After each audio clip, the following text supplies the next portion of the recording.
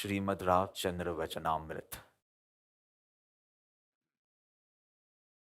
अंक 616, पत्रांक 616।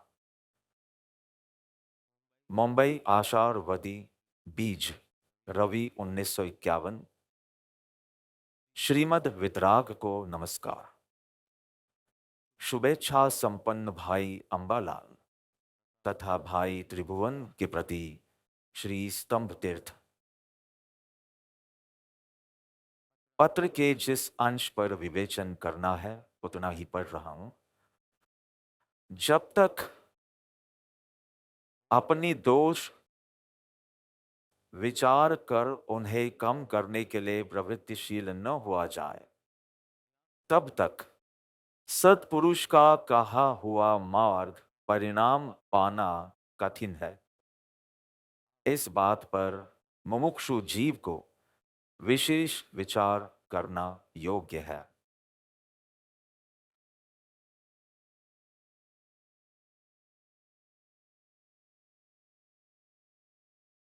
Education department के एक ऑफिसर स्कूल का इंस्पेक्शन करने के लिए स्कूल में जाते हैं, जैसे अभी वो रेस्टोरेंट्स में जा रहे हैं।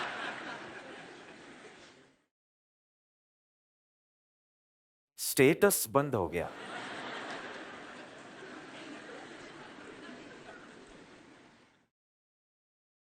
खिचड़ी कढ़ी खाने के दिन आ गए हैं। तो स्कूल में इंस्पेक्ट करने के लिए ऑफिसर जाते हैं और क्लासरूम में जाते हैं। सरप्राइज चेकिंग है। कहा कि जो पहले 3 रैंकर्स या बुद्धिमान छात्र हैं वे एक एक करके आगे आए। प्रश्न पूछा जाएगा और उन्हें उत्तर ब्लैक बोर्ड पर लिखना है। तो पहला रैंकर आता है, उससे पूछते हैं, वो बोर्ड पर जवाब लिखता है, वो सही था। फिर दूसरे रैंकर को बुलाते हैं, उससे भी पूछते हैं, वो जवाब लिखता है, वो सही है। फिर तीसरे रैंकर को बुलाते हैं। तीसरे रैंकर को बुलाते हैं लेकिन पहला रैंकर ही वापस जाता है। उसे लगा कि क्या अब उन्हें याद रहेगा, पर उन्हें पता चल गया तो उसे धमकाकर पूछते हैं, ये सब क्या है? बेचारा एकदम घबरा कर कहता है कि तीसरा रैंकर जो है वो मेरा दोस्त है और आज वर्ल्ड कप का फाइनल मैच है। वो उसे देखने गया है, इसलिए उसने कहा कभी मेरा नाम पुकारा जाए तो तब तुम मेरी जगह काम कर देना, तो मुझे माफ करना। तो वे बहुत क्रोधित हो गए। क्लास टीचर भी वहीं खड़े थे। उनसे कहा, यह सब क्या बकवास चल रही है? इस तरह कोई छात्र अनुपस्थित कैसे रह सकता है? तो कहा, भाई साहब मुझे माफ करना, लेकिन मुद्दा यह है कि जो क्लास टीचर है वो वर्ल्ड कप की फाइनल मैच देखने गया है। मैं उसका मित्र हूं, इसलिए उसने कहा कि आज का दिन तुम ले लेना। इसलिए तो 7वें आसमान पर क्रोध चढ़ गया कि यहां ये सब क्या चल रहा है, और कहते हैं कि तुम्हारी छुट्टी कर देता, लेकिन तुम भाग्यशाली हो कि जो वास्तव में निरीक्षण अधिकारी है वे वर्ल्ड कप फाइनल मैच देखने गए हैं और उनकी जगह आज मैं आया हूं। तुम भाग्यशाली हो, वरना तुम सबकी छुट्टी कर देता। दूसरों की गलती देखने की हमारी जो आदत नहीं, बारीकी, सूक्ष्म दृष्टि है,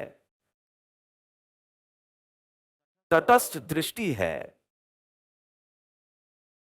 स्पष्ट दृष्टि है अन्य को देखने की, उस शक्ति का लाभ यदि स्वयं ले तो काम हो जाएगा। दृष्टि तो तुम्हारी तेज है, क्योंकि बॉडी लैंग्वेज देखकर तुम कह देते हो, आंखें देखकर तुम कह देते हो, शब्दों को देखकर तुम उसका दोष पकड़ लेते हो। लेकिन इतनी सारी शक्ति या ऐसी दृष्टि का लाभ स्वयं को ही नहीं मिलता, क्योंकि तुम अपनी दोष देख नहीं सकते। चूक जाते हो। दूसरों के दोष का दर्शन करने में वो इतना मशगूल हो जाता है कि स्वयं उपेक्षित रह जाता है। और जब दोष का दर्शन ही नहीं होगा तो दोष की निवृत्ति कैसे होगी? दर्शन ही नहीं होता। और कभी शायद दोष का दर्शन हो भी जाए तो उसकी प्रवीणता, चतुराई ऐसी हाजिर हो जाती है कि वो उचित ठहराने लगता है, स्व बचाव करने लगता है, परिस्थितियों को दोष देने लगता है, कर्मों के कारण होता है, या शायद सिद्धांतों की आड़ में ऐसा ही मेरा उदय है, ऐसा ही मेरा उदय होगा, इस तरह से करके वो स्व बचाव करता है।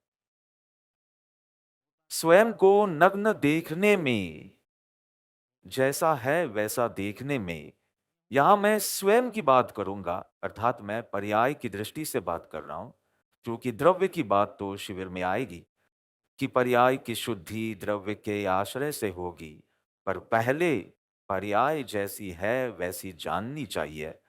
अर्थात तुम्हें अपने पशुओं का दर्शन होना चाहिए। दुनिया को तो होता ही है, जैसे तुम्हें दुनिया का होता है, वैसे ही दुनिया भी ठीक तुम में देखती है कि ये बहुत क्रूर है, ये बहुत अहंकारी है, ये बहुत कपटी है, ये चोर है, ऐसा है। दुनिया तो जानती है, पर तुम्हें जो नहीं दिखता उसकी बात चल रही है। और दूसरों के दोष देखने में एक आनंद है, या मैं कहूं ये एक कुत्सित आनंद है, एकदम टॉक्सिक हैप्पीनेस। दूसरों के दोष देखने में, दूसरों के दोष देखने में तीन लाभ है। दूसरों के दोष देखने में बस एक आत्मिक लाभ नहीं है, बाकी तीन लाभ है। आत्मा का कोई कल्याण नहीं होता, आत्मा को लाभ नहीं, उल्टा नुकसान है। मोक्ष मार्ग की दृष्टि से लाभ नहीं है, पर तीन लाभ है। एक तो जब हम दूसरों के दोष देखते हैं तो हम निर्दोष बन जाते हैं।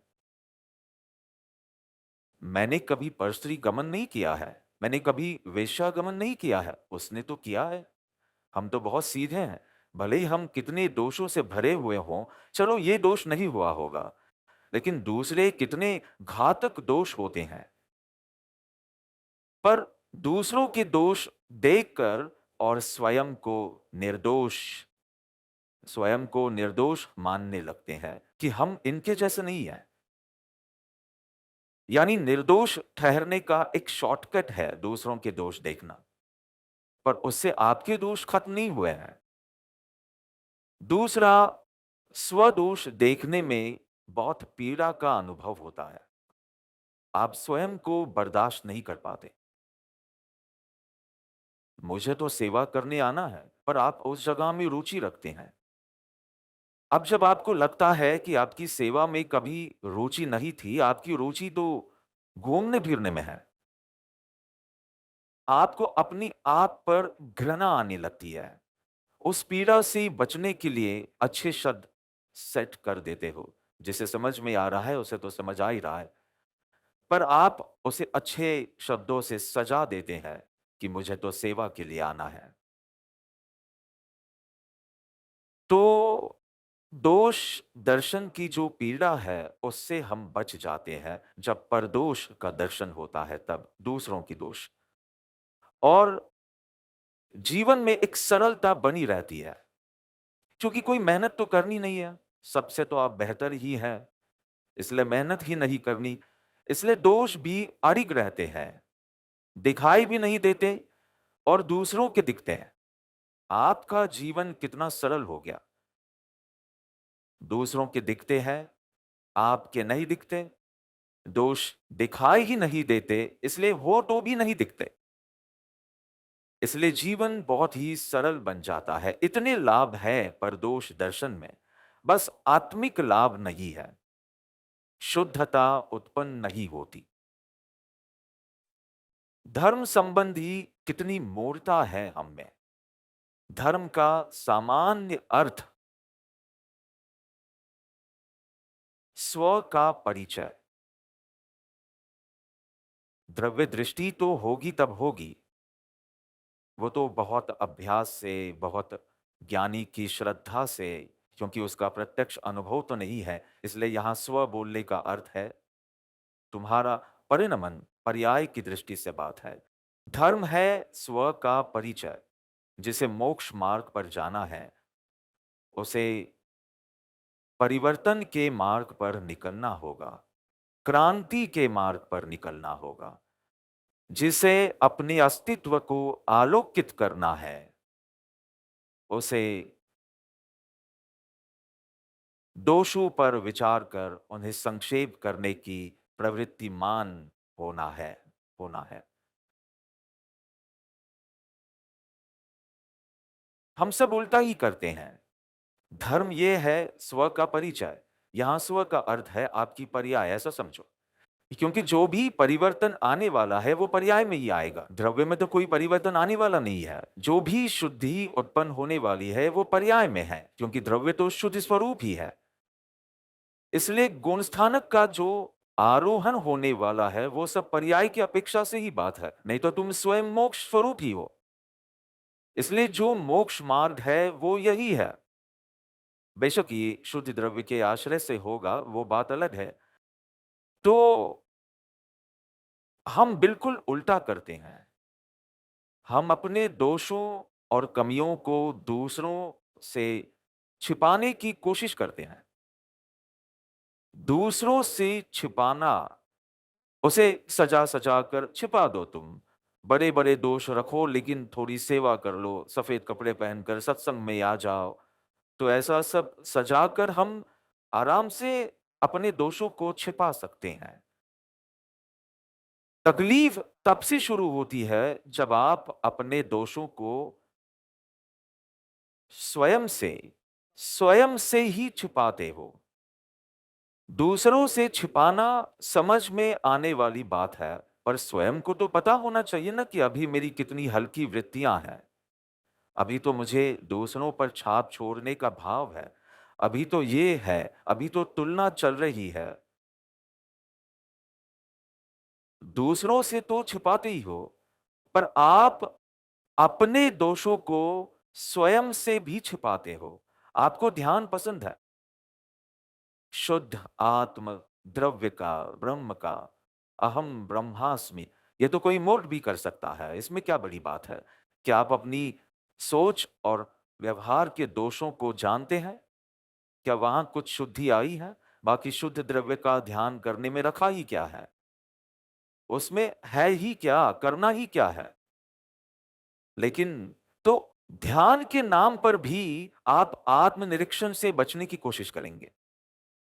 सिर्फ इसलिए नहीं कि आप संसार में बहुत व्यस्त हैं, सत्संग और भक्ति तो करेंगे ही, पर देव द्रव्य की चोरी का कोई दुख नहीं है। सबसे हल्की वृत्ति है। खा सकता है, पी सकता है, श्वास ले सकता है, सब बंद कर दे। खाना पीना भी बंद कर दे। सबसे पहले तो हल्की वृत्ति का नाश कर, क्योंकि पल पल जो निकाचित कर्म बनते हैं, जब उनका उदय आएगा तो वे सब फाड़ डालेंगे। दुर्भाग्य के सिवाय और कोई उपाय नहीं है। देवगुरु की जहां आसाधना होती है, दर्शन मोह के सिवाय और कोई बंधन नहीं है। ज्ञानावरणीय दर्शनावरणीय तो अल्प मात्रा में बंधेंगे, लेकिन दर्शन मोह तो 70 कोड़ा कोड़ी सागरोपम तक का बांध सकते हो। एक काल चक्र यानी कितने कोड़ा कोड़ी? 20, 10 उत्सर पिनी के, 10 अवसर पिनी के, 20 कोड़ा कोड़ी। परंतु तुम ऐसा दोष कर सकते हो जिससे 70 कोड़ा कोड़ी सागरोपम का बांध सको। बड़े दोष तुम किसे गिनते हो? नॉनवेज न खाना, शराब न पीना, वेश्यागमन न करना, क्या इन्हें बड़े दोष मानते हो? या देव गुरु संघ और शास्त्र की निंदा न हो, अपराध न हो, किसे बड़ा दोष मानते हो? तो तुम्हारी आंखें ऊपर क्यों हैं? नीचे देखो, नीचे देखो, अपनी आंखें नीचे रखो। यदि तुम गुरु के अपराधी हो तो तुम्हें तो आंख तुम्हारा, जब तक तुम्हारा दोष न जाए तब तक तुम्हें आकाश नहीं देखना है। इतनी भी आंखें ऊपर नहीं करनी है। ये विनय का पाठ है, विनय का मार्ग है। एवो मार्ग विनय तनु किसने समझाया? भाखियो श्री वितराग। श्री वितराग गुरु ने तो समझाया। किसने कहा? श्री वितराग पुरुष ने, जो सर्वज्ञ हैं, वितरागी हैं, पर एक और है उनमें, वे हितोपदेशी भी हैं। तुम्हारा हित हो इसलिए कहते हैं। तुम्हें डर लगे तो डर, तुम्हारी समझ में आए तो समझ, जो तुम्हें समझना हो वो समझ में आ जाए तो फिर डर नहीं, सरल विज्ञान है। आपका वजन बढ़ा, मेरी रिपोर्ट देखी, मेरा ब्लड शुगर एकदम कंट्रोल में है और 0.2 कम भी हुआ है। तो डॉक्टर ने कहा बढ़िया। फिर कहे कि अमेरिका में मैं डॉक्टर के पास नहीं गया था, नेमी गया था। दुर्भाग्यवश उसे स्वाइन फ्लू हो गया है और वो पूरी तरह आइसोलेशन में है। शायद खबर नहीं थी तब तक, तो 2 दिन मैं भी उसके साथ था और मैं उसकी सेवा भी कर रहा था। पर अभी तो सब कुछ बहुत बहुत अच्छा है। पर जो भी हो, पॉल्यूशन तो रहेगा ही, पॉल्यूशन तो रहेगा। तो वो गया था डॉक्टर के पास, तो कहा कि थोड़ा ज़रा अमेरिका और यूके गए थे। तो कहा कि लगता है पूरी और ऊँधियो खूब खाया है। तो कहा कि आपको कैसे पता चला? मिठाइयाँ तो बंद हैं, पर वहाँ तला हुआ खाया। तो कहा कि ट्राइग्लिसराइड्स देखो कितना है, कितना बढ़ गया है। अरे तुम होशियारी मत मारो, डॉक्टर कहीं से भी ढूँढ लेते हैं। तुम होशियारी मत मारो। तुम दोष करने वाले हो, इसका गुरु को पहले से ही पता होता है। सारी मर्यादाएं बांध कर देते हैं और फिर भी तुम उल्लंघन करो तो ये तुम्हारा भवितव्य है। तुम्हारा समय ही नहीं आया है। मैंने तो सुना है एक गर्भपात यानी कम से कम 100 भव तक मनुष्य भव न मिलेगा। नहीं, तुम ऐसा क्यों कह रहे हो? तुम एक जैन हो, आप तो चींटी मकोड़ों को भी नहीं मारते। आप तो एकेंद्रीय जीवों में भी कितनी सावधानी रखते हो। आप तो पर्यूषण में भी हरी सब्जियां नहीं खाते। बस गर्भ रह गया तो एबॉर्शन बहुत आसानी से कर सकते हैं, बहुत आसानी से। ऐसे जैन को जैन कहना ही पाप है। पंचेंद्रिय की हत्या अपने ही, और कहते हैं कि नहीं चाहिए था और हो गया। अरे कुछ परिस्थितियों को हम समझ सकते हैं। किसी के साथ बलात्कार हुआ हो या माँ की जान को भी खतरा हो या बच्चा विकृत हो, तो भी समझ सकते हैं। मैं ये नहीं कह रहा कि ये सही है, पर हम समझ सकते हैं। पर बस अभी मुझे नहीं लगता कि ये सही समय है। तुम कैसे जैन हो? अपना ढोंग बंद करो।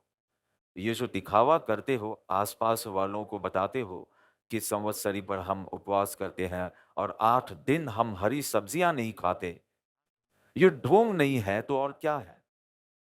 वास्तव में मुझे आईवीएफ और इन सब के बारे में ज़्यादा जानकारी नहीं है। मतलब मैं जानता था कि ठीक है, ये एक उपचार है। अगर बच्चे नहीं हो रहे हो तो आईवीएफ करवाकर कई लोग सफल हुए हैं, कई दंपति सफल हुए हैं।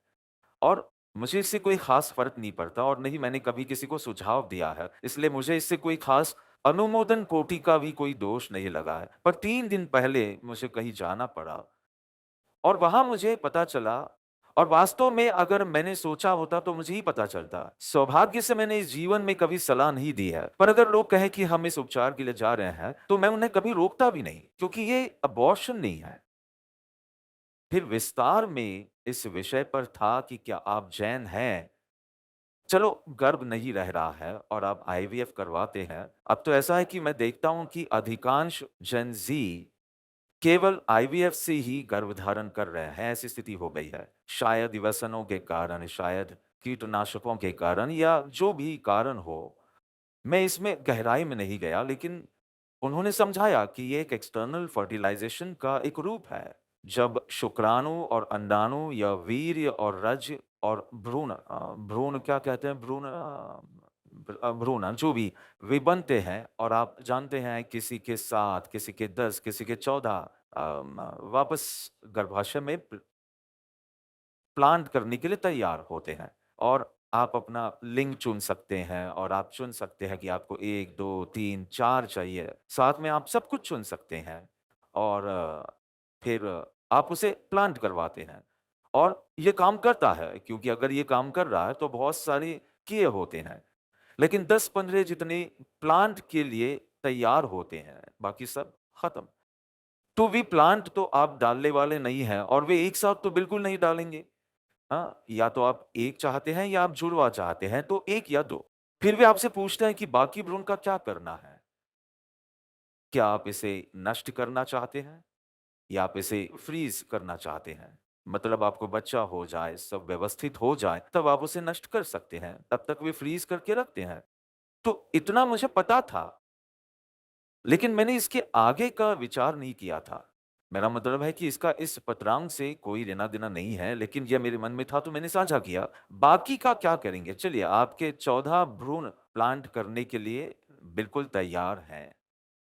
आप कितने प्लांट करेंगे? मान लीजिए आप जुड़वा चाहते हैं तो 2, आप केवल 1 चाहते हैं तो आप 1 डालेंगे। और आजकल के ज़माने में लोग 5-10 बच्चे तो करते नहीं हैं, तो अब आप नहीं चाहते, तो अंत में उनका क्या होगा? आप कहेंगे कि नष्ट कर दो। दान करने की अभी अनुमति नहीं है। कुछ देशों में ही अनुमति है, बाकी अनुमति नहीं है कि आप इसे उन लोगों को दे सके जो चाहते हैं। तो आप कहेंगे नष्ट कर दो, ये गर्भपात है, क्योंकि उसमें जीव आ गया है। और विज्ञान ने सिद्ध कर दिया है कि पहले दिन से ही जीव है। जैन धर्म तो कहता था कि अगर जीव ना हो तो विकास ही ना हो, लेकिन अब विज्ञान ने भी सिद्ध कर दिया है कि 3 महीने में जीव नहीं आता, 6 महीने में जीव नहीं आता, पहले दिन ही जीव आता है। तो बाकी के जो आप नष्ट करेंगे, उतने आपने गर्भपात किए। ये बात मुझे कभी सूझी ही नहीं थी। सौभाग्य से मैंने कभी किसी को सलाह नहीं दी, ये तो अच्छा हुआ। लेकिन अगर कोई बहुत तड़प रहा होता, दुखी होता, तो हम शायद उसे कहते कि यहाँ इलाज है, अब वो इलाज करवा कर देख लो। अब मैं बहुत सावधान रहूँगा क्योंकि मैं गर्भपात को ही बढ़ावा दे रहा हूँ। क्योंकि योनि तैयार है, अब आप उसे विकास के लिए उचित स्थान ना दें, तो वो नष्ट हो जाएगा, पर जीव आ गया है। क्या आपको ये स्ट्राइक हुआ? कितनों ने किया भी होगा, पर आपको नष्ट करते समय ऐसा लगा कि इसमें जीव नहीं है, पर जीव तो है। ये कैसा जैन है? और फिर बाद में हरी सब्जियाँ नहीं खाते, तब ऐसा लगता है कि इसे जैन धर्म तो फिर नहीं ही मिलेगा। और उस बातचीत में आया, किसी शास्त्र का प्रमाण दिया जो मुझे कहीं पढ़ने को नहीं मिला। पर आप कॉमन सेंस से भी सोच सकते हैं, संख्या को छोड़िए कि आपने किसी जीव के मनुष्य बनने में अंतराय किया। आप मनुष्य जन्म की कामना कैसे कर सकते हैं? आप इसे सामान्य बुद्धि से सोचें कि यदि आप इतने निर्दयी बन सकते हैं, तो आपको ये वापस क्यों मिलना चाहिए? मुझे तो इस तरह से प्रमाण के साथ ऐसा कहा था, पर मुझे ये कहीं नहीं मिला कि कम से कम 100 भाव तक आपको मनुष्य भाव नहीं मिलेगा। ऐसे कृत्य के बाद देव गति तो मिल नहीं सकती और ऐसे कृत्य से नरक गति भी नहीं मिलती। तो लगभग 100 भाव तो आपके तिर्यंश के ही होंगे। पर आपको ये दोष बड़ा लगता ही नहीं है। और एक चींटी आपके पैर के नीचे मर जाए, तो आप उसका प्रायश्चित माँगेंगे।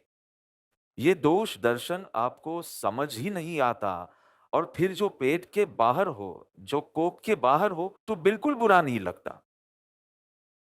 कोख में हो तो भी नहीं, आँखों के सामने आपका बच्चा किसी कुर्सी से टकरा जाए और खून निकल आए, तो आप कितने दुखी होते हैं।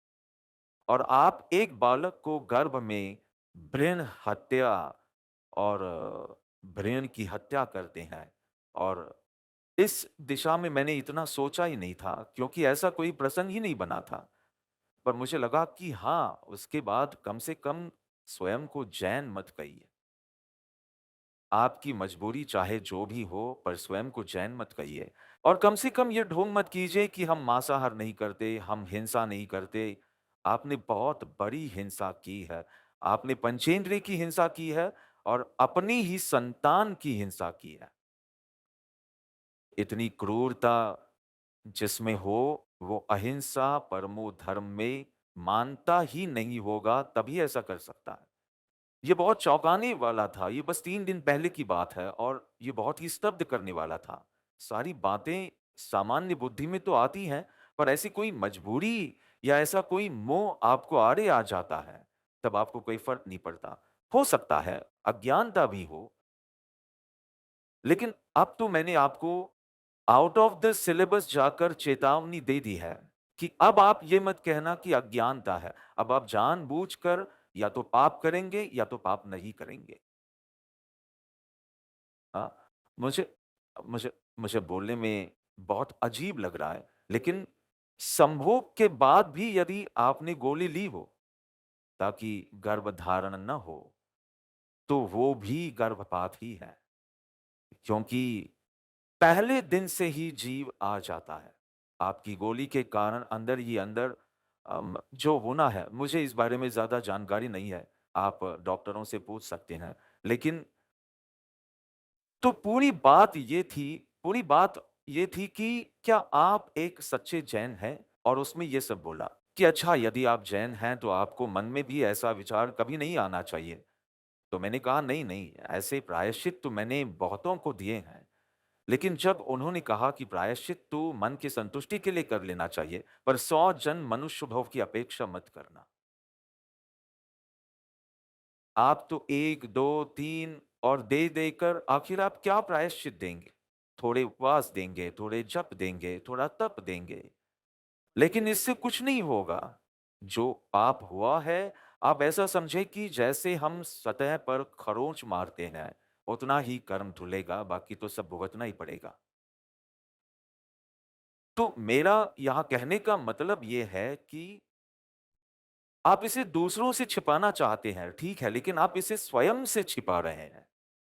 तो मैं आगे का वाक्य कैसे पढ़ूं कि दोष विचार कर उन्हें कम करने के लिए प्रवृत्तिशील न हुआ जाए तब तक, क्योंकि दोष न दिखे ऐसी पूरी व्यवस्था आपका अहंकार करता है। दिख ही नहीं रहा है तो निकालेंगे क्या? तो दोनों चाहिए, आत्मज्ञान भी चाहिए, आत्मज्ञान भी चाहिए, और आप बिल्कुल उल्टा कर रहे हैं, क्योंकि स्व का परिचय प्राप्त करना है, पर्याय के पीछे छिपे हुए अपरिणामी ध्रुव तत्व को पहचानना है, वही धर्म है। इसके बजाय आप परिणाम तक ही नहीं पहुंच रहे हैं। तो एक तरीका है शुद्धात्मा का ध्यान बहुत करें, क्योंकि ये अपने दोषों को छिपाने का एक अद्भुत तरीका है। मैं आपको ध्यान दीक्षा तब तक नहीं दूंगा जब तक मुझे यह न लगे कि दोष दर्शन में आप परिपूर्ण हैं, तब तक मैं आपसे नहीं कहूंगा कि मैं शुद्ध बुद्ध चैतन्य घन आत्मा हूं, क्योंकि तुम्हारी विपरीत दिशा हो जाएगी। जो लोग आपसे परेशान हैं और दुखी होते हैं, तुम तो ब्रह्मास्मि नहीं ही होगे, तुम तो ब्रह्म नहीं ही होगे। भले ही सभी जीव हो, पर तुम तो नहीं ही होगे, तुम शुद्धात्मा नहीं होगे। क्योंकि यदि शुद्धात्मा होते तो दूसरे इतने दुखी कैसे हो रहे हैं? अर्थात तुमने अपनी पशुता पर काम नहीं किया है। पशुता, तुम्हारी कुरूपता, तुमने उस पर काम नहीं किया है। इतना सरल है।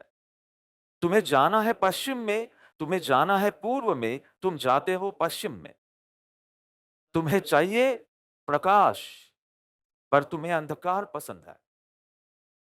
तुम अपनी गलतियों को छिपाते हो, दूसरों को खुश करने के लिए। तुम्हें ऐसा ही पसंद है, और तुम्हें चाहिए आत्म कल्याण, आत्मशुद्धि, वंशता, आत्मवंशता बहुत भारी है, और हम उसके नीचे दबते ही जाते हैं, दबते ही जाते हैं। अब तो इतना अधिक शास्त्र ज्ञान भी बढ़ गया है कि उसके शब्दों का सहारा लेकर तुम अपने दोषों को छुपा सकते हो। पहले मुखौटे पहन-पहन कर छिपाते थे, अब तो कोट करके छिपाओगे। श्रेनिक महाराजा का भी ऐसा ही था, कहाँ है व्रत पचखान? पर तुम तो करते हो अपनी आलस के कारण, नहीं करते हो आलस के कारण, रुचि के अभाव में। श्रेनिक को रुचि थी, क्या तुम्हें रुचि है? और वे तीर्थंकर बनने वाले हैं, तुम बनने वाले हो। ऐसी श्रद्धा है महावीर के प्रति, ऐसी भक्ति है। आत्मवंचना करते ही रहते हैं, एक तरफ दान, शील, तप, बहुत धर्म क्रियाएं करते हैं, और जब ऐसा मौसम आता है पर्यूषण का, तब तो बहुत कुछ सूझता है। कितने चार एक मास खमन तो हमारे संग में ही है। एक का तो पढ़ना भी हो गया है, बाकी 3 ने शुरू किया है। उसी दिन जिस दिन संयमी का पालना था, उसी दिन मास खमन का घर था कि संवत्सरी पर आखिरी उपवास आता है। मुझे लगता है श्रावण वध पाचम था, इसलिए भादरवा सुद पाचम अर्थात मास खमन का घर था। लेकिन इसकी आड़ में तुम्हारे दोषों का क्या? तो कहते हैं कि एक जा जाकर भी ज्यादा से ज्यादा रस लोलुपता जाएगी, तब किया है। वो भी तुम तपस्वियों से पूछना कि उन्हें खाने की कितनी याद आ रही थी, वो तो फिर भी गौण ही है। लेकिन बेशक अभ्यास है, प्रयत्न है, कोशिश है। कहना है कि स्व निरीक्षण आवश्यक है। मैं तो कहता हूं कि अनिवार्य और अपरिहार्य है। ये आवश्यक भी है, और आप इसे अनदेखा नहीं कर सकते। आप इसे नजरअंदाज नहीं कर सकते, या बस आप इस चरण को छोड़ नहीं सकते और सीधे शुद्धात्मा के आश्रय में नहीं जा सकते। यह संभव नहीं है। तब तो ये मात्र शुष्क ज्ञान ही है। मुझ में इतना सारा जहर है, मेरे भावों में कितना जहर है, कहां से आता है, क्यों आता है, किस तरह से वो जहर पोषित होता है? अहंकार। और अहंकार कहाँ देखता है कि आप सफेद कपड़ों में हैं या रंगीन कपड़ों में? अहंकार क्या देखता है कि आप धर्म का श्रवण कर रहे हैं या धर्म का श्रवण करवा रहे हैं? आप दोनों में अहंकार कर सकते हैं। वास्तव में सुनने वालों में अहंकार कम होता है, लेकिन सुनाने वाले तो उससे भी अहंकार कर बैठते हैं, मैं कितना अच्छा बोलता हूं। इसलिए श्रुत मद भी कहा गया है। मद अर्थात नशा। केवल धन मद नहीं कहा है, श्रुत मद और तप मद भी कहा है। मतलब धर्म कार्य करते करते आप डूब सकते हैं, ऐसा शास्त्र कहते हैं, यदि आत्म लक्ष्य न हो। और यदि आत्म लक्ष्य न हो तो जिन्हें आत्म लक्ष्य है उन्हें सिर पर रखना चाहिए। सत्पुरुष। मतलब हमसे भूल होती है, लेकिन उनकी आज्ञा के कारण हम हमेशा बचते ही रहते हैं। आत्म लक्ष्य के लिए तो विशेष विशेष योग्यता चाहिए। लेकिन जिन्हें सतत आत्म लक्ष्य है, निष्दिन जिन्हें आत्मा का उपयोग है, उन्हें तो अपने हृदय में रख सकते हैं ना। इसमें क्या बड़ी बात है?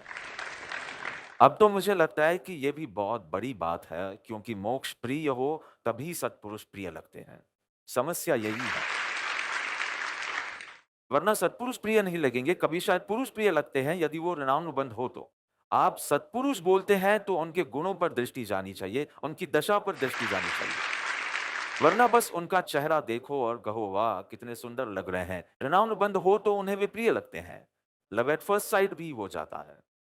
तो आपको जांचना है कि आपको चेहरा प्रिय है या आपको उनकी दशा प्रिय है। दशा प्रिय हो और साथ ही चेहरा भी प्रिय हो तो कोई समस्या ही नहीं है। वचनामृत मुद्रा और सत्समागम। लेकिन चेहरा प्रिय लगे, उनके साथ रहना अच्छा लगे, पर उनके जैसा बनने का मन ना हो, तो उसे तो पुरुष प्रेम कहिए, सत्पुरुष प्रेम मत कहिए। इट हैपेंस, इट हैपेंस वे एक सत्पुरुष है, लेकिन आप सत्पुरुष के प्रेम में नहीं है, आप तो पुरुष के प्रेम में हैं। इसलिए आज बहुत नग्न होने का अवसर है, क्योंकि परुषण में हम जितनी शुद्धि कर सकें कर लें, मौका है। एक दिन वो मेरा 4 महीने का चातुर्मास था ना बिस्तर पर, रीढ़ की हड्डी के कारण। इस 14 अगस्त को 4 महीने पूरे हुए, 14 अप्रैल से। तो तब मुझे लगा कि अगस्त में जो भी सत्संग होगा, पहले 15 अगस्त था, मैं ये पत्र लूँगा या फिर इस वचनामृत पर बोलना चाहूँगा कि हम जो भी संवत्सर की आलोचना करें, उतने दिल से, उतनी नाभि से करेंगे। जो-जो दोष मैंने मुझसे छिपाए हैं और सुंदर तर्कों से उसका स्व बचाव किया है, अरे आप शांति से विचार करोगे तो आपको अपना ही स्व बचाव गलत लगेगा। ज्ञानी को तो पहले से ही गलत लगा है। आपकी शुद्धि होगी तब आपको लगेगा कि मेरे सभी तर्क गलत थे। मैं देवगुरु का अपराधी हूं। तो इतना सारा जहर कहां से निकलता है? वो जब तक आप पकड़ोगे नहीं, तब तक किस तरह से आप मोक्ष मार्ग में आगे बढ़ सकते हो? मैं तो कहता हूं केवल दर्शन करो, अभी निकालने की बात ही मत करो। सेकंड हाफ जो है ना, संक्षेप करने को प्रवृत्तिमान, उसे अभी छोड़ दो। अर्थात 5-10 मिनट के लिए। फिर मुझे उस पर हमें तो तटस्थ भाव से दर्शन करना है कि मैं कैसा हूं। अधमाधम जैसा कुछ दिखाई देता है आपको अपने में, क्योंकि आपका अहंकार और आपका रुआब ऐसा है। आप मेरी ओर देख पा रहे हो, उसी से मुझे लगता है कि आपको अपना दोष समझ नहीं आया। तो अधमाधमपन तक आपको अपने दोष की तीव्रता महसूस होती है। अभी हम केवल दर्शन ही करेंगे, निकालने की बात नहीं करेंगे, वो तो जब उदय आएगा तब निकलेगा। कर्म बंधन में जब निकलना लिखा होगा तब जाएगा। लेकिन अभी हम दर्शन तो करें। निरीक्षण, निरीक्षण दोषों के परिवर्तन के लिए निरीक्षण अत्यंत आवश्यक है। अंतरंग परिवर्तन के लिए अंधेरे स्थान पर प्रकाश को भेजना होगा। प्रकाश अर्थात आपका ज्ञान, प्रकाश अर्थात आपका ज्ञान उपयोग। आपका ज्ञान उपयोग आपकी तरफ होना चाहिए, नंबर वन। और अंधेरी जगह पर जो लोगों को दिखाई देता है वो तो आपको स्वीकार करना ही पड़ेगा। आप रात में खाते हो और लोगों को पता है कि आप रात में खाते हो, तो वो तो आपको स्वीकार करना ही पड़ेगा। ये तो उजाले में दिखने वाला दोष है, भले ही आप रात में खाते हो। क्योंकि जैसे हर कोई देख सकता है, इसलिए आप इसे नकार नहीं सकते। आप ये कह सकते हो कि भाई मैं 5 तिथि को नहीं खाता या हर सोमवार को नहीं खाता, या वो राउंडली कोई 20-25 साल पहले नियम लिया था, हर 14 को मैं, कि ये लोग सब कर सकते हैं, मैं इतना नहीं कर सकता। हर 14 को मैं रात्रि भोजन नहीं करूँगा। कितनी कसौटियाँ आई हैं, कितनी पार्टियाँ और शादियाँ सब 14 को ही आती थी, पर उसने सख्ती से पालन किया। पूरा पालन नहीं कर सकता, पर जितना लिया है उससे उसने उसका श्रद्धान पकड़े रखा है कि करने योग्य ये है, करने योग्य ये है। फिर आगे बढ़ा है या नहीं, मैंने नहीं पूछा कि 14 के बाद 8म पर बढ़ा या नहीं, 5म पर बढ़ा या नहीं, आजीवन पर बढ़ा या नहीं, जो भी हो। अंधेरी जगह पर प्रकाश करना होगा, क्योंकि ये जो जहरीले फल आते हैं ना, जहरीले भाव, तुम्हारे अंतर में जो जहरीले विकार आते हैं ना, वे फल हैं। वे कहाँ से आते हैं, कहाँ से पोषित होते हैं? तो कहा मूल में, जड़ें। जड़ें कहाँ हैं? कहीं दिखाई तो नहीं देती जड़ें, अंधेरे में है। फल उजाले में है, पर जड़ें अंधेरे में है। आपका प्रकाश अंधेरे में जाना चाहिए कि मेरी मूल मुसीबत, मुझे सबसे अच्छा दिखना है। मुझे अच्छा दिखना है, ये मेरी मूल मुसीबत है। उसके लिए मैं क्रोध कर सकता हूँ, मान कर सकता हूँ, माया कर सकता हूँ, लोभ कर सकता हूँ, हिंसा कर सकता हूँ, असत्य बोल सकता हूँ, चोरी कर सकता हूँ, अब्रह्मचर्य का सेवन कर सकता हूँ या परिग्रह कर सकता हूँ। पंच पाप करने को मैं तैयार हो जाऊं, अगर मुझे ऐसा दिखाना हो तो अंधेरे में प्रकाश डालना होगा। अंधेरे में प्रकाश डालने के लिए आपको खोदना होगा, नहीं तो कैसे प्रकाश डाला जा सकता है? और फिर जड़ें दिखें तो उन्हें आपको काट देना है। आपको जहरीले फल के लिए कोई पुरुषार्थ नहीं करना है, क्योंकि आप करोगे तो भी वे वापस आएंगे। लेकिन आपको जड़ें ही काट देनी है और फिर शांति से बैठो, जहरीला फल आएगा ही नहीं। एक बार जड़ें निर्मूल करनी है, पर उसके लिए देखना है, उसके लिए उस अंधेरे स्थान पर प्रकाश। आप हैरान रह जाओगे। एक दिन बस देखो कि कहाँ से ये सब ज़हर निकलता है। बार-बार ये जो भूल होती है, वो गलती नहीं है, वो पाप है। भूल को, पाप को भूल नहीं बोलो। अपराध और पाप में अंतर होता है। गलती, अपराध और पाप। पाप तो आप गलती कहे कि ये गलती बार-बार होती है इसलिए वो पाप है। और ये कहाँ से आ रहा है? वहाँ प्रकाश डालो। प्रकाश डालने के लिए जड़ें निकालनी पड़ेंगी। निर्मूल हो जाए तो ज़हरीले फल नहीं होंगे। फिर आप एकदम बेफ़िक्र होकर जियो, आपको ऐसे भाव ही नहीं आएँगे, क्योंकि वे जड़ से ही निकल गए हैं। ये छोटा-सा वचनामृत इतना सारा होमवर्क दे जाएगा कि परावर्तनों में भी पूरा नहीं होगा। आज तो मुझे लगता ही नहीं कि होगा। परावर्तना 4 दिन होगा तो भी पूरा नहीं होगा, क्योंकि मैं चाहता हूँ कि आप खुद से परेशान हो जाओ। इतनी खुजली मैं पैदा करूँगा आप में कि आप खुजलाते ही रहोगे। दोष इतने दिखाऊँगा, सत्संग से शांति मिलती है ऐसा किसने कहा? मैंने तो नहीं कहा। सत्संग से बाहर निकलो और तब आप अशांत हो तो सत्संग का रंग लगा है।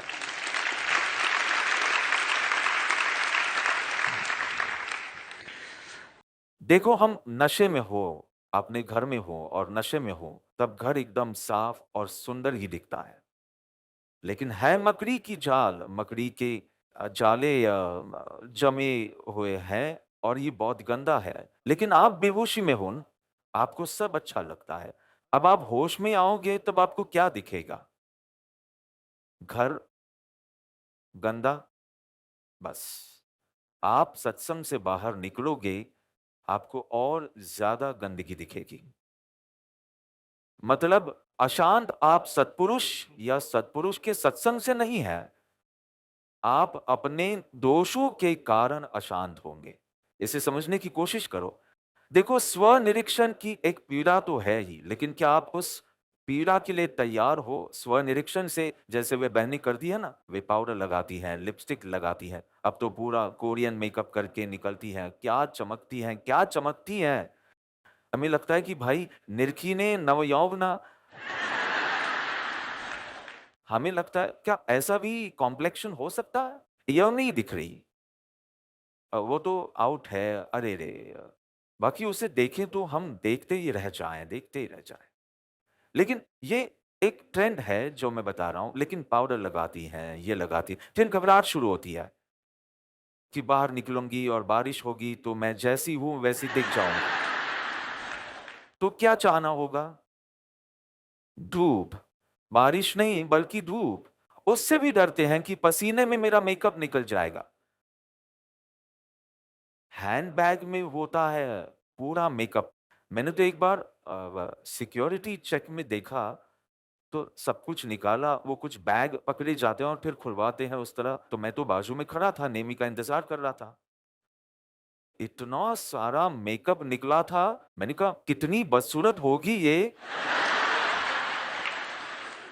कि 1 घंटे की फ्लाइट में भी उसे इतना मेकअप ले जाना पड़ रहा है। और मैं सचमुच देखता हूँ, मेरे साथ तो 87 में मैंने विपश्यना की थी, इगतपुरी में 87 में। तो आप अपने आस-पास के लोगों को शायद ही जानते हैं, क्योंकि सभी आँखें बंद करके ही बैठे होते हैं। फिर जो 10वें दिन खुलता है ना, उसमें थोड़ा ऊपर देखना शुरू करते हैं, वहाँ तक तो आर्य मौन होता है। अर्थात आपको मौलिक के समान नीचे की ओर देखना होता है। लेकिन 10वें दिन आप बात कर सकते हैं और सब कुछ। तो मैं बात कर रहा था, अचानक मैंने एक महिला को देखा और कहा मैं इस महिला को जानता हूँ, शशिकला थी। क्या शशिकला को जानते हैं या नहीं जानते हैं? जेन ज़ी के लिए तो मैं वास्तव में जेन ज़ी के लिए बेकार हूँ। मेरे सारे दृष्टांत उनके होते हैं, उन लोगों को कुछ भी पता नहीं होता। तो ये ठीक है, मतलब ये बहुत अच्छा है कि उन्होंने भी ये ध्यान करने की कोशिश की और अगले दिन निकलने के समय वो धड़ाधड़ मेकअप लगाया। मैंने कहा ये बहुत गहरा है, अच्छा दिखने का भाव बहुत, आपके होंठ जैसे हैं वैसे ही रहने दो। उसे और लाल करोगी फिर पूरे दिन किसी को किस भी नहीं कर पाओगी। छाप उसके ऊपर आ जाएगी वापस। आपकी आँखें जितनी काली हैं उतनी ही काली रहने दो और आपकी त्वचा से जितना ग्लो आना है उतना ही रहने दो।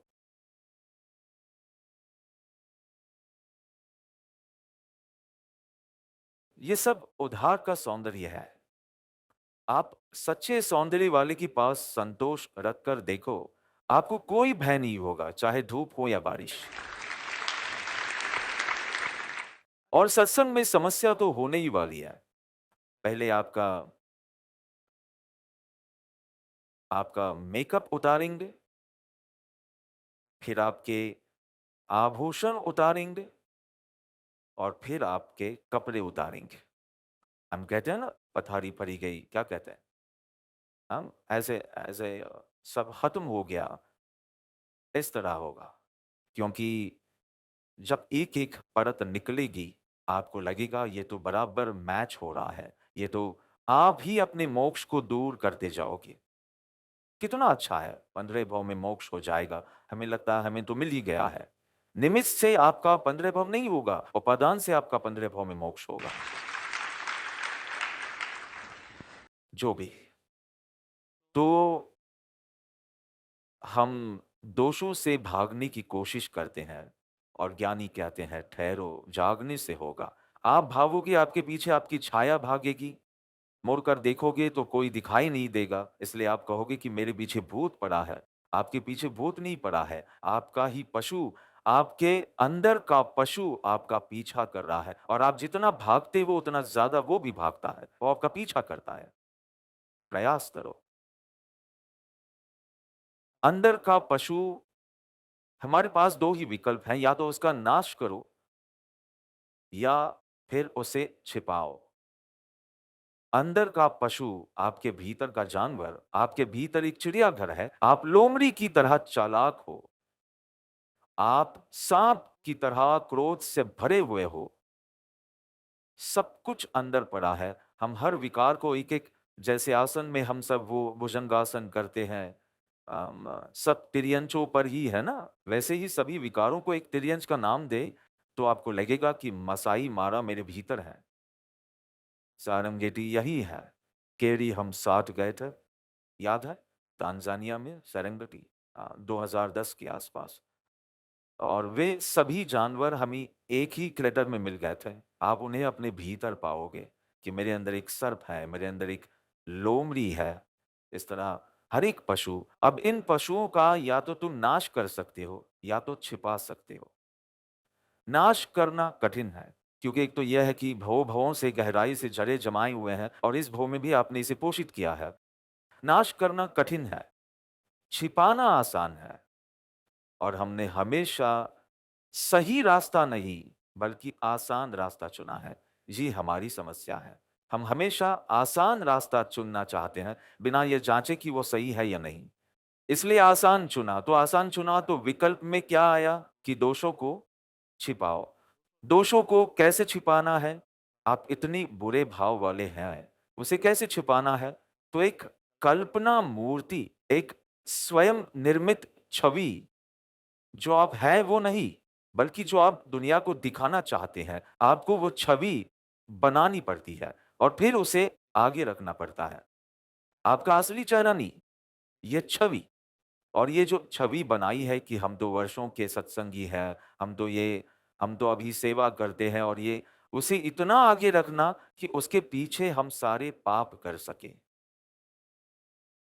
आपको सुनने में अच्छा नहीं लग रहा होगा, क्योंकि कोई ताली ही नहीं बजा रहा है और आप अभी बजा भी नहीं सकते। हाँ, क्योंकि आपको महसूस होगा कि हम यही तो कर रहे हैं, अभी तो मैं दृष्टांत नहीं दे रहा हूँ। जब दृष्टांत दूँगा तो आप एक-एक करके बाहर निकलते जाओगे। एक व्यक्ति मुझे दूर का है, बहुत करीब का नहीं है। मैंने आजीवन ब्रह्मचर्य व्रत लिया है, मैंने चौथा व्रत तोड़ा है, तब प्रायश्चित भी कुछ नहीं माँगा। मैंने कहा चौथा व्रत तोड़ा है, ठीक है, लेकिन आपको आलोचना ही करनी है तो व्यवस्थित रूप से करें। क्या स्व-स्त्री के साथ किया है, टूटा है? क्योंकि मैं समझ सकता हूँ कि कभी ऐसा कोई आवेश का क्षण आ गया हो और टूटा हो, तो उस अनुसार उसका प्रायश्चित दूँ। प्रायश्चित तो हमारे 12 तपों में से एक तप है। तो स्व-स्त्री के साथ तोड़ा है, तो चौथा व्रत तो तोड़ा ही है, लेकिन स्व-स्त्री के साथ लिखा नहीं है, वेश्या के साथ लिखा नहीं है, या परस्त्री के साथ। परस्त्री के लिए हो सकता है तो मैं 6 मास खमन का प्रायश्चित दूँ। और स्व स्त्री के लिए हो सकता है 108 क्षमापना का पाठ करने को दूं, लेकिन भीतर के पशु का नाश करना ही नहीं है। लेकिन ये संतोष पाना है कि मैंने कह दिया, ये कह नहीं दिया, ये न कहा होता तो अच्छा होता, क्योंकि इसमें और वंचना की तुमने। तो मुझे क्या समझना चाहिए? मतलब मेरी बात नहीं है, ये एक उदाहरण है। मुझे क्या समझना चाहिए कि अनेक तरह से चौथा व्रत तो भंग होता है, लेकिन तुमने किसी का कुटुंब तोड़ा है, तुमने वेश्यागमन किया है, स्व स्त्री में अब यदि निमित्त साथ-साथ हो तो कभी किसी आवेश के क्षण में हो गया हो। लेकिन तुम अपनी छिपाना चाहते हो, सिर्फ छिपाना, क्योंकि तुम्हारी छवि तुम्हारे लिए तुम्हारी मोक्ष से ज़्यादा महत्वपूर्ण है। तुम नहीं चाहते कि तुम्हारी छवि टूटे। कल्पना मूर्ति है, मूर्ति जड़ होती है, पशु जीवंत है और तुम्हारी जो ये छवि है, वो जड़ है, वो जीवंत नहीं है। इसलिए उदय के प्रसंग में पशु सक्रिय होगा, तुम्हारी मूर्ति नहीं। उदय के प्रसंग में वो पशु ही जीतेगा और तुम्हारी छवि बार-बार हारेगी, क्योंकि वो तो जड़ है, झूठ ही है, स्वनिर्मित है ही नहीं। और साथ में कपड़ों के पीछे छिपाया है उसे, धार्मिकता के पीछे छिपाया है, दान के पीछे छिपाया है, तप के पीछे छिपाया है, सत्संग के पीछे छिपाया है। इसलिए वो उदय में सक्रिय होगा ही नहीं, क्योंकि उसमें प्राण कहां से आएगा? छवि में, मूर्ति में। इसलिए मैं कल्पना मूर्ति शब्द का प्रयोग कर रहा हूं, क्योंकि मैं आप में वो मूर्ति वाली भावना चाहता हूं कि मूर्ति के पास कुछ नहीं होता, वो हिल भी नहीं सकती। कौन हिलेगा? आपके भीतर का पशु। इसलिए आपको बनानी है तो बनाओ अपनी कल्पना मूर्ति, लेकिन जीतेगा आपके भीतर का पशु ही उदय के प्रसंग में, अर्थात आत्मा हारेगी, जीतेगा पशु। आपको पशु का साक्षात्कार करना ही होगा, आपको करना पड़ेगा, आपकी बातें, आपके कार्य। मुझे पता नहीं आप खुद को स्वीकारने से क्यों डरते हो? आप चाहे कितने भी बुरे क्यों ना हो, तो भी आपका कल्याण संभव है। पर यदि स्वीकार करो तो आपका कल्याण है। और शास्त्रों में सैकड़ों दृष्टांत हैं, शास्त्र में सैकड़ों, सैकड़ों शास्त्रों में क्यों, 150 साल पहले के कितने दृष्टांत हैं। पर स्वीकार करो तो आप सारा दिन कल्पना मूर्ति को ही आगे रखने वाले हो, तो करोड़ों बार सत्संग करने पर भी कुछ नहीं होगा। ये निमित्त है, निमित्त कुछ नहीं कर सकता। आपको अपना उपादान, अपनी योग्यता बढ़ानी है, योग्यता बढ़ानी है, क्रिया नहीं बढ़ाना है। पूरा उपदेशामृत पढ़ो आप, तो कहते हैं योग्यता बढ़ाओ, योग्यता बढ़ाओ, क्रिया बढ़ाओ, सत्संग बढ़ाओ, ऐसा नहीं कहा है। योग्यता बढ़ाओ, अपने गुणों को बढ़ाओ, और गुणों की निरंतरता ही योग्यता है। कभी अचानक आवेश में आ जाओ, उसे आवेश कहते हैं, गुण नहीं। पर किसी भी स्थिति में वैसा ही रहो, उसे योग्यता कहते हैं, उसे गुण कहते हैं, उसे बढ़ाना पड़ेगा। धर्म का प्रारंभ ही इस कल्पना मूर्ति का नाश और उसके पीछे छिपे पशु का साक्षात्कार है। कल्पना मूर्ति का नाश और पशु का साक्षात्कार। एक्टर एक्ट्रेस एकदम सोकर उठते हैं तो तुरंत किसी से मिल नहीं सकते, क्योंकि मेकअप नहीं किया होता। और आप उन्हें देख लो तो आप दंग रह जाओगे कि हम इसकी प्रशंसा कर रहे थे। अरे उन्हें 2-2 4-4 घंटे मेकअप करना पड़ता है, तब जाकर जो आपको स्क्रीन पर दिखता है वो। मुझे तो 2-4 मिले थे। मुझे लगता है एक तो रॉयल ओपेरा में जब हमारा युग पुरुष का नाटक था, प्रेम चोपड़ा से लेकर, जितेंद्र से लेकर, ये सभी, विनोद खन्ना उस समय आ गए। फिर ऐसे, तो मैं बस ये कह रहा हूँ कि वे इस नकली जीवन से ऊब चुके हैं। वो बोल रहे थे कि अब ये बहुत उबाऊ है, क्योंकि वे अब स्क्रीन से बाहर हो चुके हैं, पुराने एक्टर एक्ट्रेस।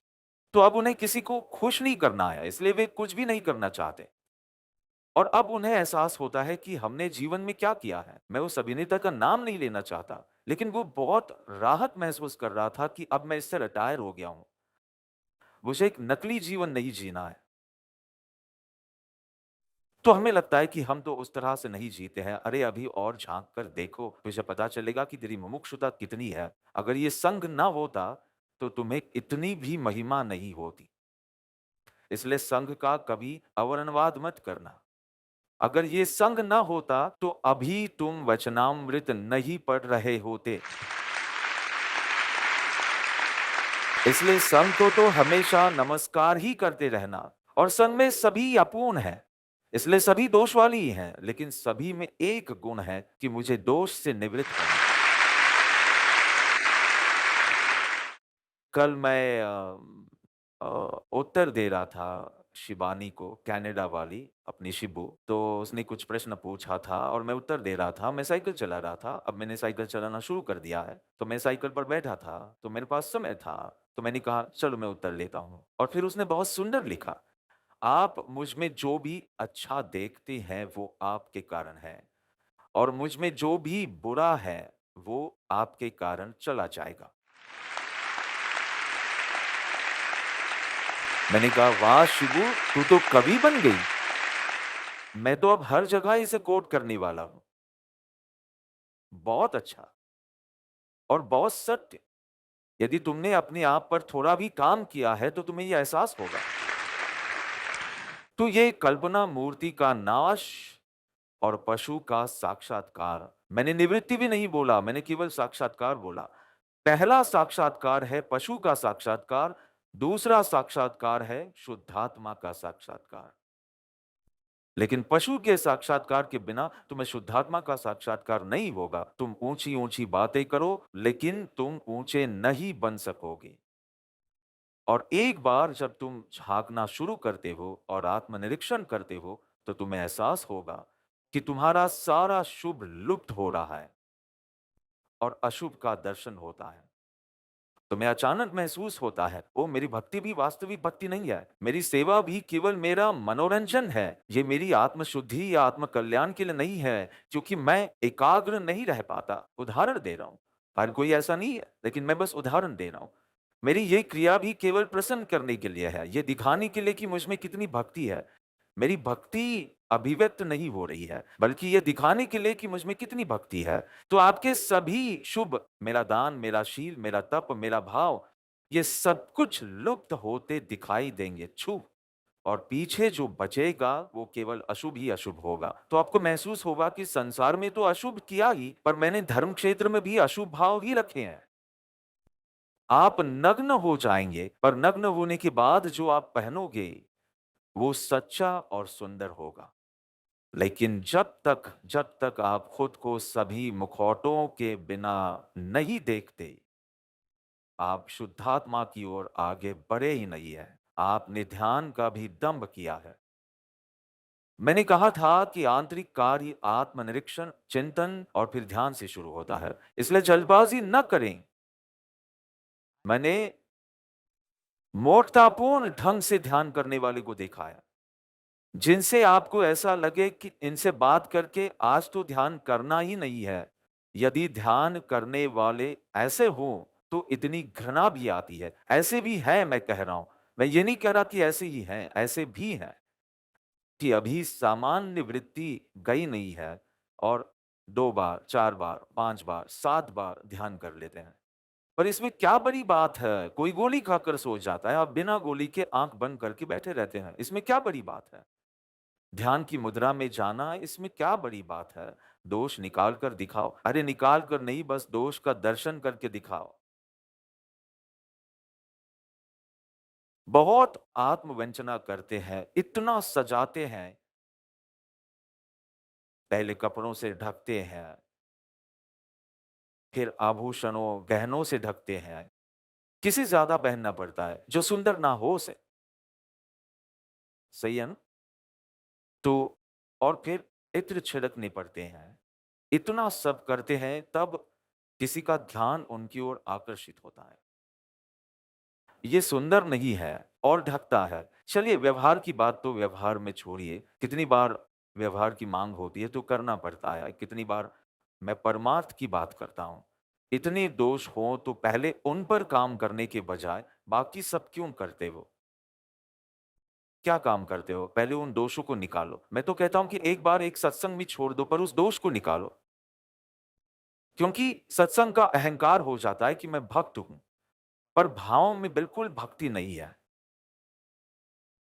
मुझे लगता है तुम्हें उस पर काम करने की ज़रूरत है। दोष देखो, एक तो अपूर्णता और अशुद्धता है स्वयं में, वो तो मुझ में भी है, आप में भी है, हम में से कोई पूर्ण नहीं है।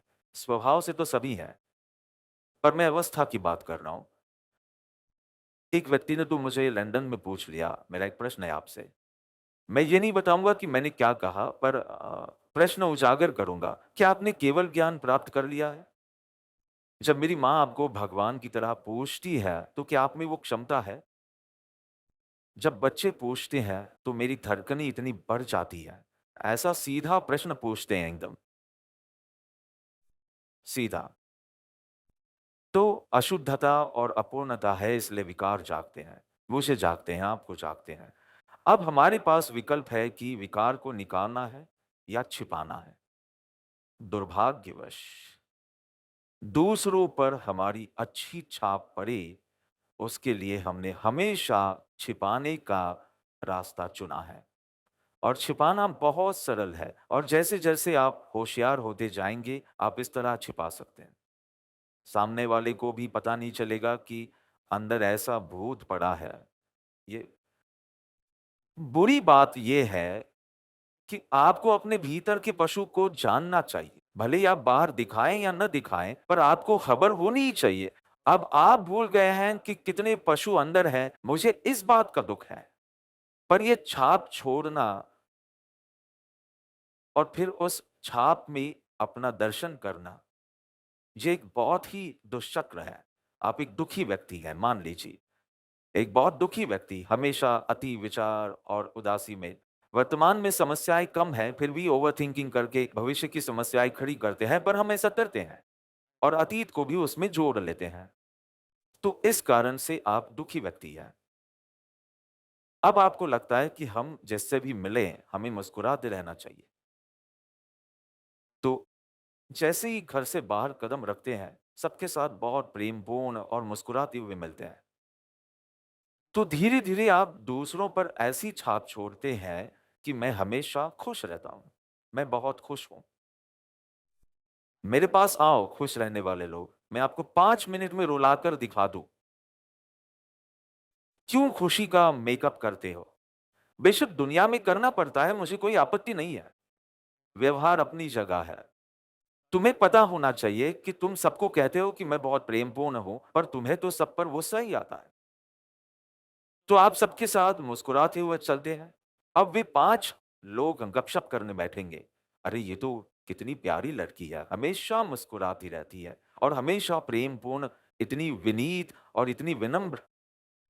अब तुम्हें उन लोगों से ऐसा ही सुनना है, इसलिए तुमने ऐसी एक्टिंग की। एक्टिंग की तो छाप पड़ गई। छाप पड़ गई तो लोग बोलने लगे, और तुम्हें लगता है सबको मैं प्रेमपूर्ण लगती हूँ तो मैं हूँगी ही। तो ये एक दुष्चक्र है। तुम ही तय करते हो कि तुम उस व्यक्ति से क्या सुनना चाहते हो, और तुम पूरा नाटक करते हो और तुम्हें वो सर्टिफिकेट मिल जाता है और तुम्हें लगता है कि तुम खुद को उस सर्टिफिकेट से जोड़ लेते हो। पर वास्तव में तुम ऐसे नहीं हो। तुम बहुत अशांत, निराश और परेशान हो। पर सब कहते हैं कि कोई बहुत सरल है, आसानी से एडजस्ट हो जाते हैं, पर सबके साथ रहना होता है 8-5 दिन, 7 दिन, 8 दिन।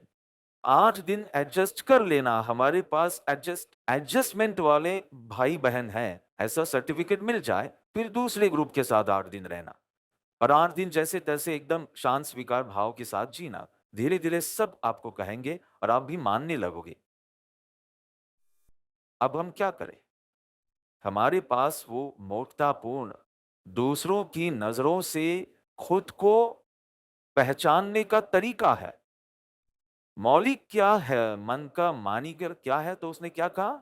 मानीगर। मुझे नहीं पता मानीगर क्या है? तुम बोले हो तो तुम्हें पता ही होगा ना? 1 सेकंड रुको, देखते हैं। मैं अभी इसकी कल्पना मूर्ति निकालता हूँ। तुम बोले मैंने तो सुना है पर मुझे इसका अर्थ नहीं आता। ये तो वही बात हुई ना, सेठ समझो तुम ये कैसे कह सकते हो? મારા મનના वो तो मेरे लिए सम्मानपूर्वक ही बोला जाएगा ना, वो तो स्वाभाविक है। मानीकर क्यों, कारीगर क्यों नहीं बोला? મારા મનના વિચારોને આપ સુંદર બનાવો છો એ મનના માની કરે હું સમજતો હતો. डॉक्टर अतुल मुझे फाइनली ढूंढ कर बताइएगा ना कि मानीगर का अर्थ क्या है? मुझे तो नहीं पता, पर बस यही तो मुद्दा है ना। हृदय से बोलिए, जो भी बोलना हो, जो अनुभव किया हो वो बोलिए। अच्छे शब्दों की किसे जरूरत है, किसे चाहिए? बस कहिए मेरे हृदय के स्वामी, और बस इतना ही काफी है। मैं हमेशा ये देखना चाहता हूं कि बाकी सबको तो शायद कुछ समझ में न आता हो, और फिर वे कहते हैं कि उन्हें बहुत अच्छी जानकारी है। किसने लिखा, किसने बोला, अब उन सब बातों में गहराई से न उतरे तो ही अच्छा है। पर भी बेल्जियन ग्लास बहुत अच्छे होते हैं, जैसे हैं वैसा ही दिखाते हैं, पर वे जापानी शीशे चाहिए। हम छोटे थे तब क्रॉस मैदान में एग्जीबिशन होता था, उसमें होते थे। तो एकदम छोटे दिखाएँ, एकदम लंबे दिखाएँ, मैं तो लंबे वाले आईने के सामने खड़ा रहता था। पुल-अप्स कर के थक गया और मूँगफली गुड़ खा कर थक गया। बचपन में 4th-5वीं कक्षा में, पर हाइट बढ़ती ही नहीं थी। और मुझे हमेशा लगता कि जिसने बहुत पुण्य किए हों, उसी की हाइट अच्छी होती है। इसलिए मैंने कहा कोई बात नहीं, पिछले जन्म में नहीं किया तो इस जन्म में पुरुषार्थ करते हैं, पर कुछ काम नहीं आया। 5.7 और वे दोनों तो इतने बुरे बच्चे हैं। खड़े हो जाओ। कहाँ है तुम्हारा भाई?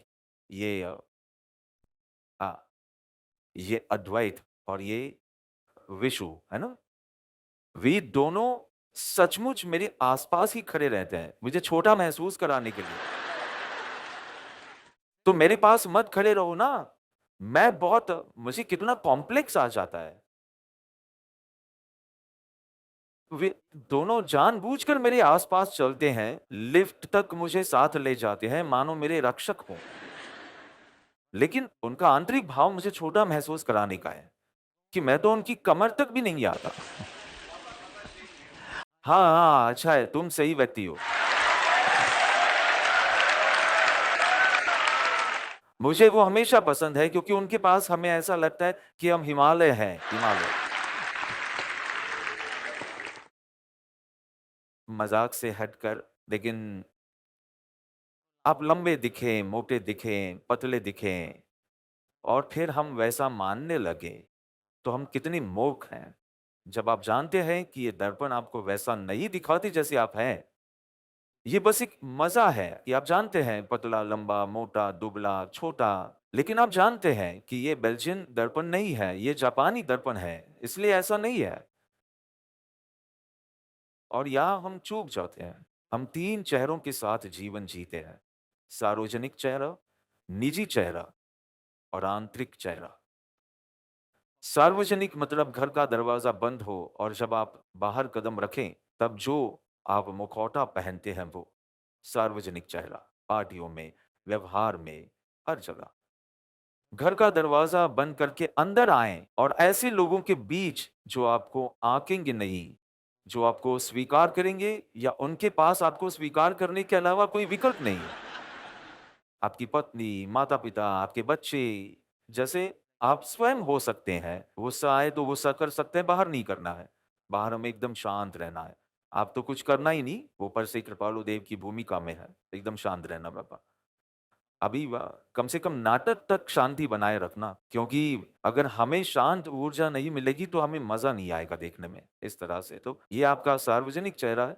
फिर अंदर आप देखें तो कभी-कभी मैंने कहा कि मैं किसी के घर गया और वहाँ माँ जी हों, तो मैंने कहा, "माँ जी बहुत मीठी है, बहुत शांत है, सरल है।" तो उनकी बहू कहे, "हैं? पूरा दिन तो झगड़ा करती रहती है। सिर्फ आप आए तब ये शांत रही है। तो अब हमें 10-15 मिनट और हमें तो प्रमोट करने में क्या हर्ज है? और हमें जो अनुभव हुआ, वो बोलते हैं।" तो बोलते समय ऐसा बोलना कि ऐसा मुझे लगता है, ताकि उस बहू को भी बुरा न लगे। तो एक सार्वजनिक चेहरा, एक निजी चेहरा और एक आंतरिक चेहरा जिसे आपने अपने जीवन साथी के साथ भी साझा नहीं किया है। शायद अपने गुरु के साथ भी नहीं। अरे एक बार आलोचना करनी हो तो दिल से कर और अन्यथा मत कर। पर दिल से करो, क्योंकि एक जगह ऐसी होनी चाहिए जहां आपने अपना आंतरिक चेहरा दिखाया हो। अन्यथा वे आपको उस चेहरे के अनुसार आज्ञा देंगे जो आपने दिखाया है, और वो आपके साथ काम नहीं करेगा। मुझे सेवा का बहुत भाव है, ये आप कहें तो गुरु सेवा देते हैं, परंतु ये आपका असली चेहरा नहीं है। आप खाली हैं, आप व्यस्त रहना चाहते हैं शायद, या आप दूसरों को दिखाना चाहते हैं कि आप कितने अच्छे हैं, या आपको घूमने फिरने का शौक हो। कितने ही लोग मेरे साथ कोलकाता नहीं आते, बैंगलोर नहीं आते, अहमदाबाद नहीं आते, पुणे नहीं आते, पर यूके आते हैं, यूएसए आते हैं। तो तुम्हें तो सत्संग के लिए ही आना है ना। तो तब आओ जब मैं डोंबिवली जाऊं, जब मैं बोरीवली जाऊं, मैं जाता हूं। प्रमाण भी है। मुलुंड। तो कहते हैं नहीं, आप वहां सत्संग करें, फिर जब आप दुबई जाएंगे तब मैं आऊंगा। वो भी ठीक है यदि आप स्पष्ट है कि भाई हमें तो घूमना है, और सत्संग का नाम देंगे तो कोई बाधा नहीं डालेगा। सब कहेंगे जाओ जाओ सत्संग के लिए जाओ। आप स्पष्ट रहे, मैं ये कह रहा हूं। दुनिया में आपको ये कहने के लिए, ये तो कह कहकर आप ऐसा मानने लगे हैं, मुझे इसका दुख है कि आप सत्संग प्रेमी हैं, आप इसके लिए, आप उसके लिए हो। ये जो प्रतिष्ठा है ना, ठीक है, प्रतिष्ठा के लिए तुमने सुंदर श्रृंगार किया है, या दुनिया को दिखाने के लिए किया है। आप स्पष्ट रहें, मैं ये कह रहा हूं, क्योंकि ये अच्छा दिखने की वृत्ति धर्म क्षेत्र में भी है। आप यहां बच नहीं पाएंगे, केवल एक मुमुक्षु ही बच सकता है। तो आप निर्णय ले। और इतने सारे नकाब, कितने नकाब, कितने मुखौटे, कहो तो मुखौटे, मास्किंग, इतनी सारी मास्किंग है। ये तो मैं इस भाव की बात कर रहा हूं। अगले भाव के तो संस्कार है, पर इस भाव में मास्किंग है, प्यास की तरह। आप एक परत निकालें और आपको लगे कि नहीं अब ये नकाब नहीं चाहिए, निकाल लो, दूसरा नकाब निकल आएगा। दूसरा निकालो, तीसरा नकाब निकल आएगा। अपनी पत्नी के सामने आप अलग हैं, अपने पड़ोसी की पत्नी के सामने आप अलग हैं। जांचे। अपने मित्र की पत्नी के सामने आप अलग हैं, और अपनी पत्नी के सामने आप अलग हैं। अपने मालिक या बॉस के सामने आप अलग हैं, अपने नौकर के सामने आप अलग हैं। अपने दोस्तों के सामने अलग हैं, पार्टी में होते हैं तब अचानक पार्टी एनिमल बन जाते हो, और सत्संग में गुरु के पास आप बिल्कुल अलग बन जाते हो। फिर गुरु को ऐसा लगता है कि ये 48 मिनट में केवल ज्ञान ले जाने वाली है। देखो उसका चेहरा तो देखो, क्या वैराग्य टपक रहा है। गिरगिट हो तुम, कमेलियन। तुम रंग बदलते रहते हो और तुम भूल चुके हो कि तुम्हारा असली रंग क्या है। इसलिए तुम प्यास की तरह हो। एक ही परत उतारनी हो तो अलग बात है, उतारते ही जाओ तो दूसरी परत, तीसरी परत, चौथी परत, पांचवी परत। तुम्हें एहसास हो जाएगा कि शुद्धात्मा तो मैं हूं ही नहीं, मुझे तो शुद्ध होना है। इतनी सारी बदबू मारती परतों में मैं खुद को शुद्धात्मा, मन में कहना हो तो कहो, पर बाहर तो नहीं कहूंगा किसी को कि मैं शुद्धात्मा हूं। और थोड़ा तो कुछ पर्याय में दिखना चाहिए ना, परिणमन में दिखना चाहिए ना, परिणाम में दिखना चाहिए ना, थोड़ा सा भी। और जब आप मुखौटा पहनते हो तब हमेशा आप तनाव में रहने वाले। तनाव, क्योंकि फटाफट नकाब उतारना पड़ेगा। देखो अभी कैसा नकाब तुम पहन कर आए हो, क्योंकि आपके पास समय था 7 से 7:30, तो सबने मुमुक्षु का नकाब पहन लिया। वचनामृत हमें सुनना है। अब लग नहीं रहा कि 10 बजे पूरा होगा, पर खत्म तो करना ही पड़ेगा, फिर परावर्तना मिलेंगे। और जैसे ही बाहर निकलो तो सामने क्या होता है? मुथुस्वामी, मुझे लगा मुरुगन या ऐसा कुछ। मुथुस्वामी है, मुथुस्वामी है वहां। हाँ ठीक है, फटाक से नकाब उतारो। ये आप ये मुमुक्षुता का मुखौटा पहनकर कैसे जा सकते हैं? अब तो आपको इडली खानी है, अब आपको कॉफी, तो तुरंत मुखौटा बदल लेना है। तभी वहां कोई आकर कहे जय प्रभु, आपका तो इंटरव्यू हमने सुना, आपका तो अनुभव कुछ मैगजीन में कहीं छपा था, तुम तो बढ़िया थे। फटाक से मुखौटा उतारो, क्योंकि हम तो कौन सा डोसा और कौन सी इडली खानी है उसकी प्लानिंग कर रहे थे। ये लोग कहें कि सब गुरु की कृपा है, दूसरा तो कुछ नहीं है। मुखौटा बदल दो, इतना, और फिर वापस उस व्यक्ति के साथ पिछली बार कौन सा मास्क था, लाओ थोड़ा हो तो दो। तंबाकू, सुपारी, ऐसा संबंध रखा है आपने, और अब उसके सामने कहना देह और आत्मा बिल्कुल भिन्न है। वृत्ति सीधी हो कि इसे तो नहीं कहना चाहिए, इसे कहना चाहिए। तो फिर सब याद रखना पड़ता है कि किसके सामने कौन सा मास्क हमने पिछली बार पहना था। वो कहे कि तू त्रिकर्म से भिन्न है, पर इसमें तो पूरा रस है। इसलिए आप तनाव तनाव स्ट्रेस महसूस करते हैं। दो दो तरह के गियर होते हैं। एक पारंपरिक गियर है जो हाथ से बदलने पड़ते थे पहले, वर्षों पहले। हाथ से बदलना, कर कर की आवाज भी आती है, क्लच और बाकी सब ठीक से नहीं होता तो वो। और आपने आपने तो देखा ही नहीं होगा ना, या देखा है गियर बदलना आता है? गुड। और ऑटोमेटिक जा गियर्स अपने आप बदल जाते हैं। सो दो, हम तो अब ऑटोमेटिक वाले हो गए हैं। हमें अपने मास्क के बारे में सोचना भी नहीं पड़ता, ऑटोमेटिक बदल जाते हैं। जैसे ही कोई सफेद कपड़े वाला दिखे तो जय प्रभु, फिर बदलकर छोटे छोटे स्कर्ट पहनकर वापस जाएगी पार्टी में, और फिर कहेगी कि थोड़ा थोड़ा तो पी सकती है ना बापू। आप कौन हो? यदि आप ये है तो दुनिया को दिखाओ कि तुम ऐसे हो। हिम्मत रखो, हिजड़ों की तरह नहीं जीना है कि पाप छुप छुप कर करना और दिखाना ऐसा। उस तरह से हिजड़ों की जिंदगी नहीं जीनी है। क्योंकि मैं आपको पुरुष भी नहीं बता सकता, मैं आपको स्त्री भी नहीं बता सकता, इसलिए मुझे यह कहना ही होगा। या तो त्यागने की हिम्मत कर, पर दिखाना कुछ और। गुरु को कितना रुदन होता होगा जब तुम्हें दिखाना कुछ और हो और तुम कुछ और हो। ये कितना दुख होता होगा कि इसका तो मोक्ष होने वाला नहीं है, तो इन्हें साथ रखकर भी क्या मतलब है। खैर, तुम में हिम्मत नहीं है। हिम्मत नहीं, हिम्मत का सवाल नहीं है। अच्छा दिखने का भाव इतना अधिक है कि तुम अपनी कल्पना की मूर्ति के पीछे पाप भी कर बैठते हो। बस तुम्हारी ये छवि बनी रहनी चाहिए। क्या तुम समझ रहे हो? तो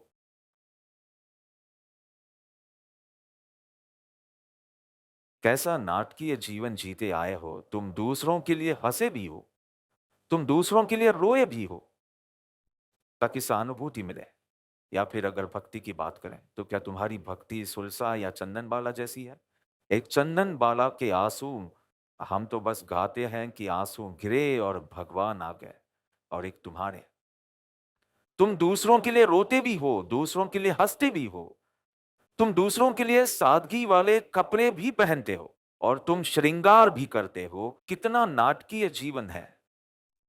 तुम इससे कैसे निपटते हो? तुम कैसे निपटते हो कि यहां ये नाटक करना है, फिर वहां वो नाटक करना है? तुम कैसे निपटते हो? तुम कुछ दिखाते हो, तुम कुछ और हो। तुम विकास कैसे करोगे? तुमने फूलदान में फूल रखे हैं, बगीचे में नहीं। तुम बिना जड़ों के हो।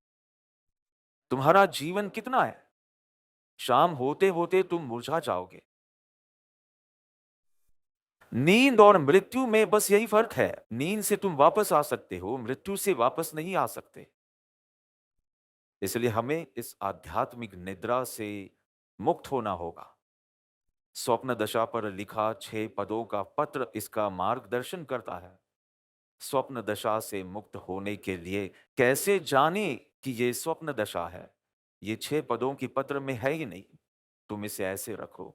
ऐसे रखा है ये गलत है, इसका मतलब है कि तुम 6 पदों का पत्र नहीं जानते। स्वप्न दशा में होना वो, तो स्वप्न दशा से मुक्ति कैसे होना है इसका पूरा मार्गदर्शन है। लेकिन अगर नींद से वापस आना है तो अब मैं एक नई शुरुआत करता हूं। असत्य से सत्य की ओर, तमस से मृत्यु से, और नींद से जागृति की ओर। लेकिन नींद से अगर हमारी इच्छाएं पूरी हो जाएं तो गुरु अति सुंदर और करुणावान है। अगर हमारी इच्छा पूरी न हो तो गुरु करुणा में नहीं। यदि ये तुम्हारी है तो तुम्हें गहराई से आत्मनिरीक्षण करने की आवश्यकता है। तारक परम कृपालु देव कभी कृपालु देव बन जाते हैं और कभी कृपालु देव परम कृपालु देव बन जाते हैं। ये भी तुम जांचो। तो कहीं तुम्हारी कोई इच्छा पूरी हुई होगी, तब कृपालु देव परम कृपालु देव अर्थात उपाधि परम करुणा, परम करुणा। और जब इच्छा पूरी नहीं होती, तब कृपालु देव ही रहेंगे। जागृत होना ही पड़ेगा हमारे समय में मतलब अभी मैं हूं, लेकिन हमारे समय में मतलब जब हम स्कूल में थे, तब वो 5 दिनों की टेस्ट मैच याद है, इस तरह से शाम को शुरू हो और रात को पूरी हो जाए, वैसी नहीं है। 5 दिन, उसमें 2 दिन होते, फिर एक दिन कोई रेस्ट डे होता, फिर दूसरे 2 दिन होते, 10 से 5 होता। और तब वो क्रिकेट मैच जब चालू होती, तब वो मिलती है, क्या कहते हैं, एक किताब, एक छोटी किताब, और उसे तेजी से पूरा करो तो ऐसा लगे कि पूरी बैटिंग हो रही है। यानी आप जानते हैं, पहला पन्ना बल्ले के साथ वहाँ है, फिर दूसरा पन्ना थोड़ी हलचल, थोड़ी हलचल, थोड़ी हलचल, थोड़ी हलचल, अंत में छक्का मारा है। और आप उसे तेज़ी से करें, तो आपको पूरा ऐसा लगेगा जैसे कोई फ़िल्म देख रहे हो। क्या आप जानते हैं, है ना? हाँ, वैसी हमें मिले तो हमारा मन, किसी ने हमारा दिन बना दिया, उसके जैसा था। हमारे समय में तो ऐसा था। तो ये तेज़ है ना, इसलिए पता नहीं चलता। धीमे चलो। जब आपके मुखौटे, आपके नकाब बदल रहे हों, तब खुद को पकड़ो कि अभी तो एकदम क्रोध में था और अब एकदम शांत। क्यों? क्या तुम दिखाना चाहते हो? और अंदर तो ऐसी जलन थी और बाहर से उसका प्रमोद करते हो।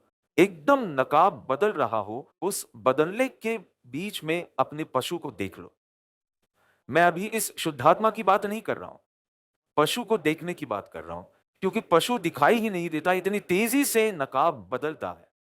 और ऐसी तुम भक्ति दिखाते हो कि कभी-कभी तो हमें ऐसा लगता है कि ये तो इतिहास में नाम कर देगा। लेकिन तुम्हारे और अंबालाल में यही फ़र्क था कि वो पशु था, फिर भी उसे साक्षात्कार था और वो गुरु के समक्ष नग्न था।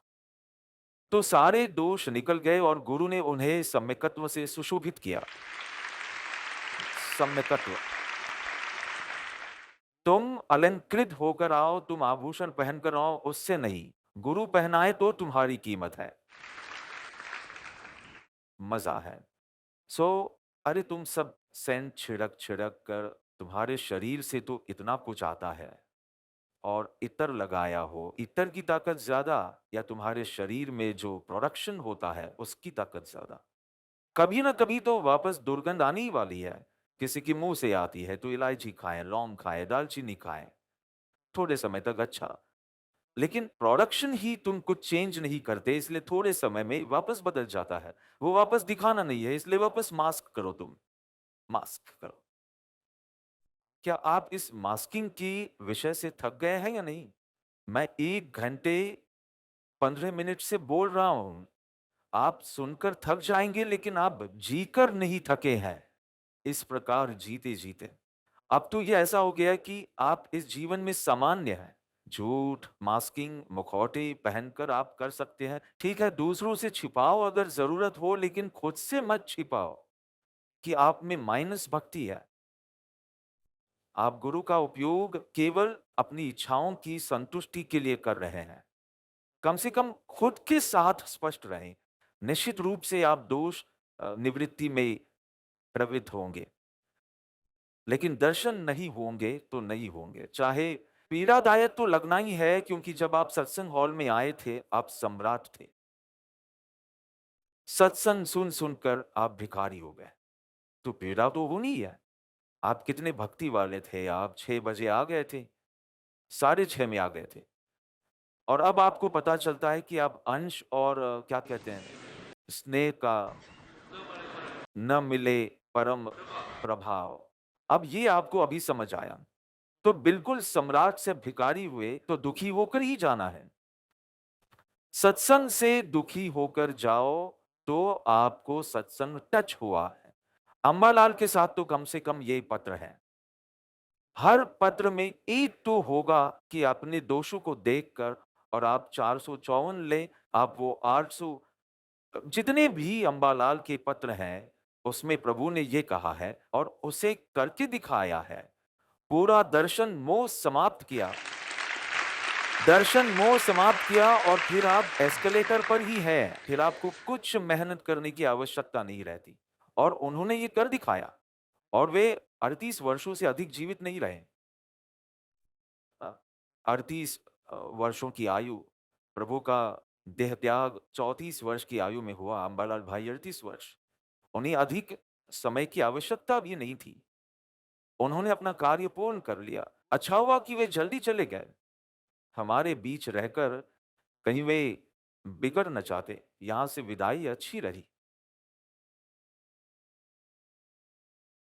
पशु के एक बार फिर से दर्शन कर लो, फिर मैं तुम्हें भेद विज्ञान करा दूंगा। लेकिन पहले एक बार तुम देख लो, फिर मैं भाव कर्म से भी भिन्न हूं, ये मैं ही तुम्हें समझाऊंगा। लेकिन यदि तुम्हें भाव कर्म दिखाई ही न दे तो मैं नहीं करा पाऊंगा।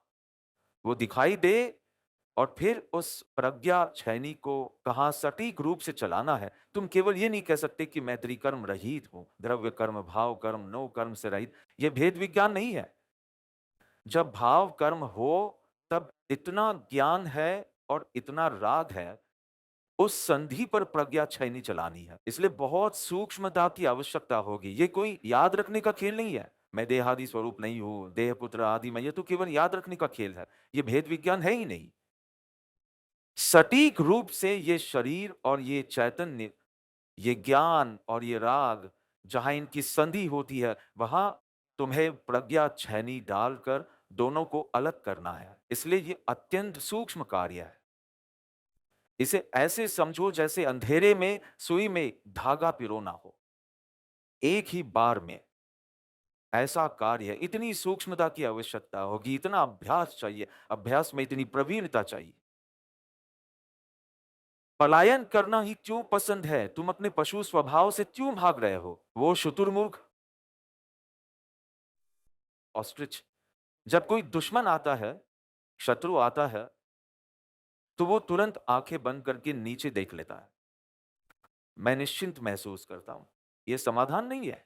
जब दुश्मन आ रहा हो तो आंखें बंद नहीं करनी चाहिए, आंखें खोलकर देखनी चाहिए, क्योंकि वो दुश्मन है, मित्र नहीं। वैसे ही आप अपने विकारों के सामने आंखें बंद करके भागेंगे तो उससे कुछ नहीं होगा। अपनी दृष्टि को सूक्ष्म रखें और देखें कि यह पशु कहां से निकला। यह पशु तो मुझ में था ही नहीं। इसका मतलब है कि भीतर मूल में अभी भी कुछ ऐसा है जिसमें से ये जहरीला फल निकला है। कुछ तो निकला है।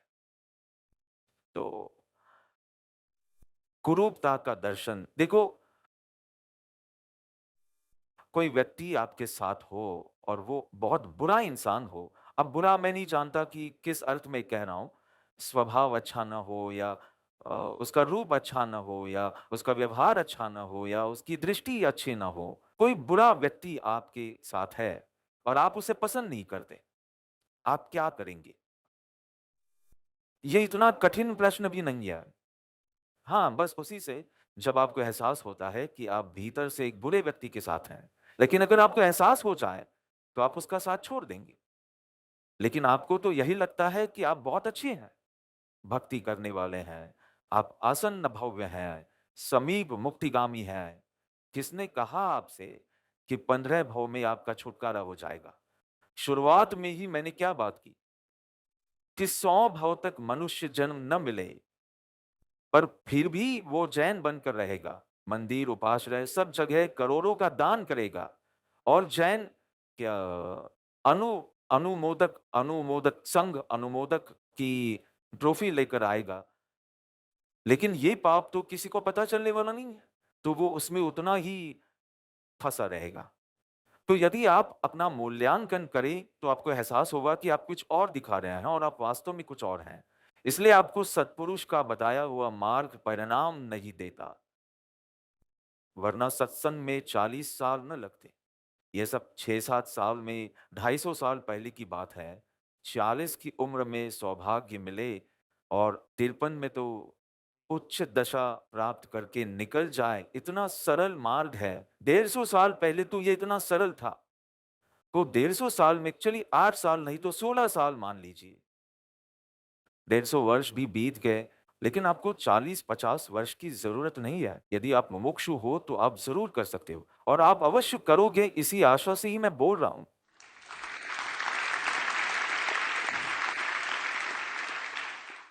छोटी बच्ची हो तो ये अकीरा का ही अभी है, तो सब उसके कान जल्दी-जल्दी छिदवा लो।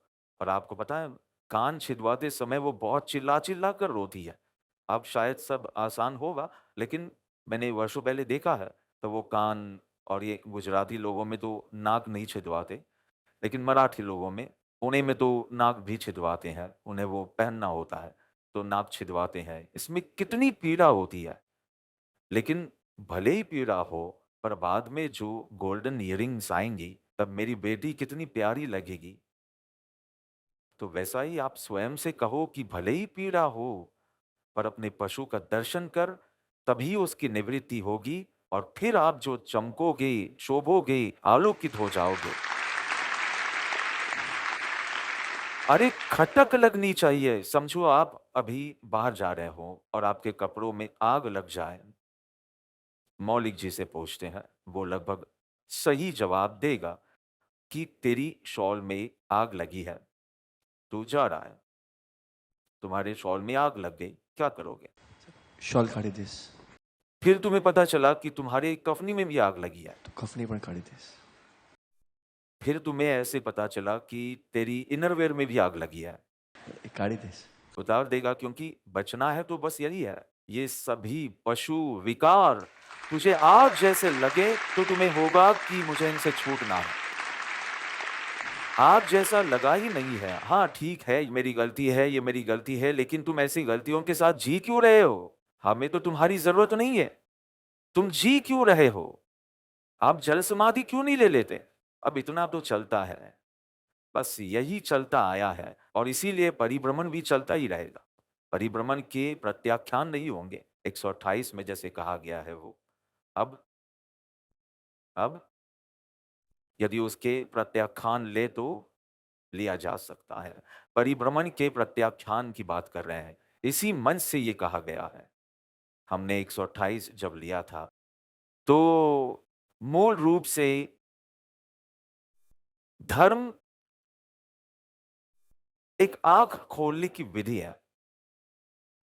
अपने स्वयं के प्रति आँख खोलने की विधि है। वो हुआ है या नहीं? बहुत याद रखा, बहुत परावर्तना में जवाब दिए, बहुत अच्छा।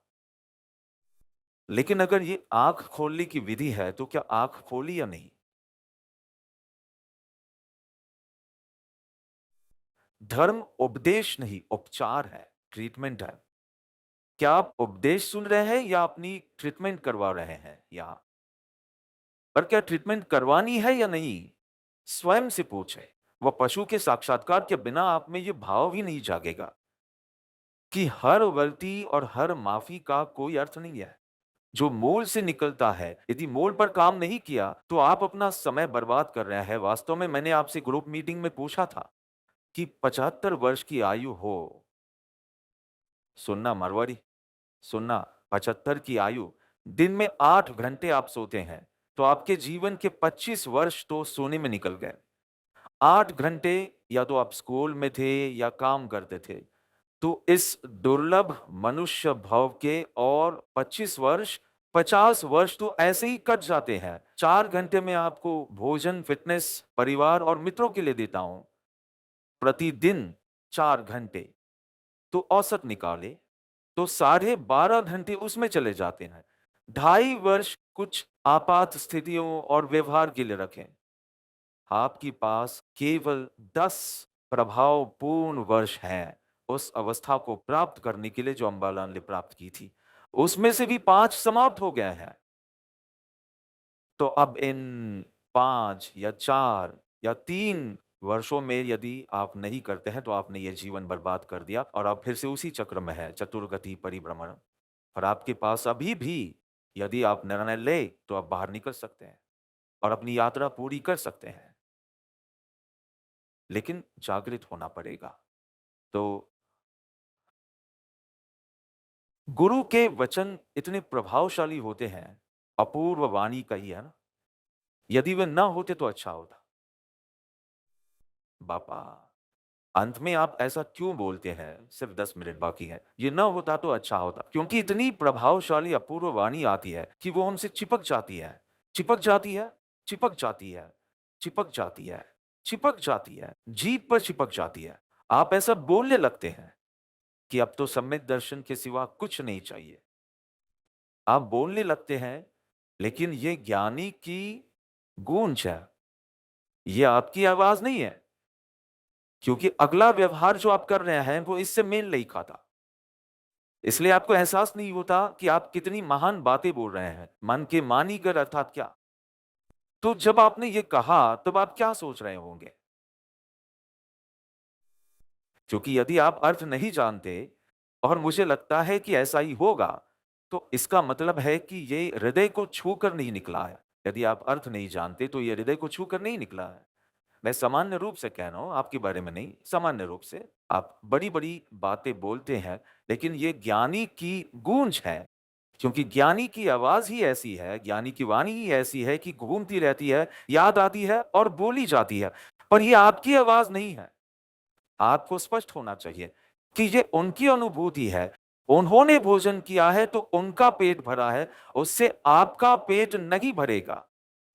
उसके लिए आपको भोजन करना पड़ेगा, आपको अनुभव करना पड़ेगा। इसलिए उधार में तो कुछ चलने वाला नहीं है। उनका भोजन उनका पेट भरेगा। उनका पेट भर गया है, लेकिन उनकी वाणी से आपका पेट नहीं भरेगा। आप भोजन करेंगे, अमृत पान करेंगे तो आपका पेट भरेगा। ये बहुत स्पष्ट है। मुझे एक सुंदर दृष्टांत देने दें और मुझे लगता है कि मुझे यही समाप्त करना होगा। तो एक व्यक्ति अमेरिका में बस गए, ग्रीन कार्ड। आप जानते हैं ग्रीन कार्ड क्या है? क्या है? स्वर्ग में रहने का कार्ड। अमेरिका स्वर्ग है ना? तो स्वर्ग में रहने का कार्ड। और आप जानते हैं ग्रीन कार्ड के लिए मेरी अन्य एक और भावना है। ग्रीन कार्ड का मतलब है अमेरिका में ही ग्रीन कार्ड होता है ना? तो अमेरिका में आप रह सकते हैं, काम कर सकते हैं, जॉब कर सकते हैं, धंधा कर सकते हैं। तो मैं कहूँगा कि ग्रीन कार्ड का मतलब है अमेरिका में रहने का वरदान और कभी स्वदेश न आने का श्राप। क्योंकि एक भाई के साथ ऐसा हुआ था, ग्रीन कार्ड होल्डर कहते हैं कि भाई साहब भारत याद आता है, इसलिए अहमदाबाद आते हैं और अगर कोई अच्छी नौकरी और अच्छा घर मिल जाए, तो हमें अमेरिका में रहने का कोई मोह नहीं है। जेब में ग्रीन कार्ड, क्या उन्हें अच्छा घर मिलेगा? क्या अच्छी जॉब मिलेगी? आप ही बताइए। जब तक आपकी जेब में ग्रीन कार्ड है, आपको कोई जगह अच्छी नहीं लगेगी, कोई नौकरी अच्छी नहीं लगेगी। फिर थक कर कहेंगे कि कुछ मिल ही नहीं रहा है, इसलिए वापस अमेरिका जा रहा हूं। क्या आपको इंडिया में सेटल होना है? प्लेन में अपना ग्रीन कार्ड फाड़ दो। नौकरी मिलेगी, लड़की मिलेगी, घर मिलेगा, सब कुछ मिलेगा आपको। आप एक विकल्प रख रहे हो। ये नहीं हुआ तो वापस वहां चले जाएंगे, कभी कुछ नहीं मिलेगा। एक ही विकल्प रखो, मात्र मोक्ष अभिलाष। मैंने आरती बेन से कहा, जिस दिन आप दादी बनोगी, तो जो होती थी, तो उसका बहुत सुंदर नाम है नमी, नमीनाथ। हाँ, मैंने लिखा था, आपको जवाब नहीं मिला? मैंने तभी उसे आशीर्वाद और नमी लिखकर भेजा था। ठीक है, कोई बात नहीं, पर मैं तो उसे नमी नमी यूँ बुलाता हूँ। नेमी के पास और नमी। तो अब मैं 24 तीर्थंकरों को अपनी आँखों के सामने रखने वाला हूँ। ऋषभ और बाकी तो बहुत हो गए हैं। आदि, ऋषभ, पार्श्व, शांति भाई पटेल और सब बहुत हैं। अब बाकी सब, एक का नाम मल्ली रखा है, एक का नाम नमी। मल्ली हमारी लंदन में है, नमी हमारी अमेरिका में है, इस तरह। तो मैंने कहा, जिस दिन तुम अपनी पोती का चेहरा देखोगी, उस दिन आप वानप्रस्थ हो जाना। क्योंकि आपका कर्तव्य आपके पुत्रों तक था जो पूरा हो चुका है। तो मैं ये नहीं कह रहा कि आप तलाक ले लें, ऐसी कोई व्यवस्था भी नहीं है कि माँ-बेटा तलाक ले, ऐसी व्यवस्था नहीं है, वरना तो मैं करवा देता। पर ऐसी कोई व्यवस्था नहीं है, तो उनके साथ रहें, कोई समस्या नहीं। पर विशेष साधना, विशेष निजाभ्यास, उस दिन से वो कह रही है मैं वानप्रस्थ के लिए तैयार हूँ। इस तरह। फिर तो आप 7 पीढ़ियों तक की जिम्मेदारी ही गिनाते रहते हैं। ऐसे मूर्ख आपके वंश में हो कि 7 पीढ़ियों तक काम करते रहना है, फिर उनके बच्चों की देखभाल करनी है। पैसे दे दीजिए, कोई आया रख लेंगे। पर आप तो अपना मनुष्य भाव सार्थक करें। तो ग्रीन कार्ड जेब में रखकर आप कभी भारत वापस नहीं आ सकते। ग्रीन कार्ड फाड़ोगे तो आपको मिलेगा। ग्रीन कार्ड यानी संसार में सुख बुद्धि, संसार में सलामती, सुरक्षा। वो फाड़ोगे तो गुरु में सुरक्षा मिलेगी आपको, नहीं तो वापस बैंक बैलेंस में ही जाएंगे। फिर कहेंगे कि 6% ही मिल रहा है, लाओ कहीं निवेश करें। फिर ये करेंगे, आपके सामने हजारों विकल्प खड़े हो जाएंगे। एक ही विकल्प रखें, संसार में सुख बुद्धि, आधार बुद्धि या सुरक्षा बुद्धि न रखें, आपको आत्मा में सब कुछ मिल जाएगा। तो मैं 1521 की बात कर रहा हूं। उसी समय के आसपास वास्को दी गामा गोवा आया था। तो उसी तरह हर्नन कॉर्टेस नाम का एक स्पेनिश खोज करता था जो मेक्सिको गया था। कोलंबस के थोड़े समय बाद क्रिस्टोफर कोलंबस गया था अमेरिका। उसके थोड़े समय बाद ये व्यक्ति, ये स्पेनिश खोजकर्ता मेक्सिको जाता है। और उस समय पहले से ही मैक्सिकन स्थानीय लोग, जनजातियां वहां मौजूद थी।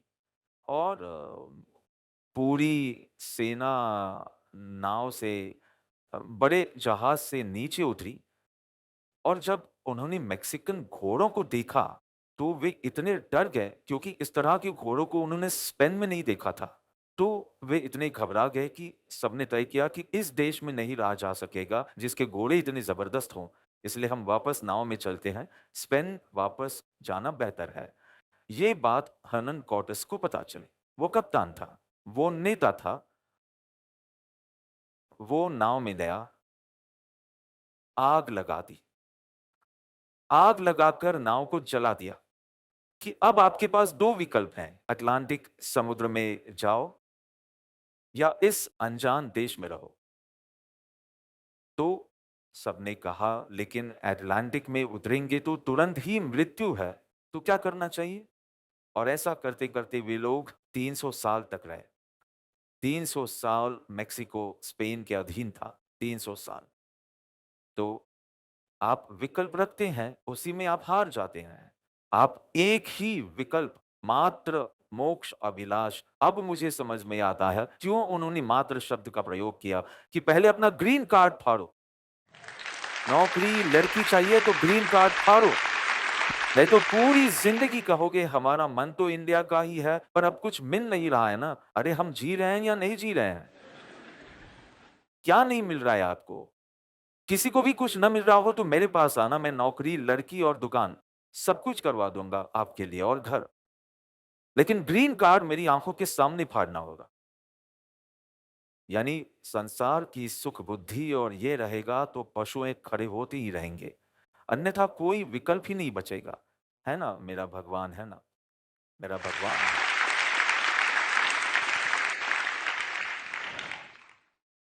तो स्वीकार करने से बहुत लाभ है। समुद्र मंथन, बैंकॉक एयरपोर्ट पर बहुत सुंदर समुद्र मंथन है। आपने सुना है समुद्र मंथन के बारे में? चाहिए क्या? अमृत। और मंथन शुरू किया, निकलता क्या है? जहर, विष। देवता घबरा गए, ये विष कौन ले? पर तब तक आप आगे नहीं जा सकते। शिव जी को बुलाते हैं कि मैं आपकी मदद करूंगा, मैं आपको बचाऊंगा, मैं पी जाऊंगा। चिंता मत करो, आप जहर से मुक्त हो जाएंगे और मुझे जहर से नुकसान नहीं होगा। और वो हुआ। बस कहानी समाप्त।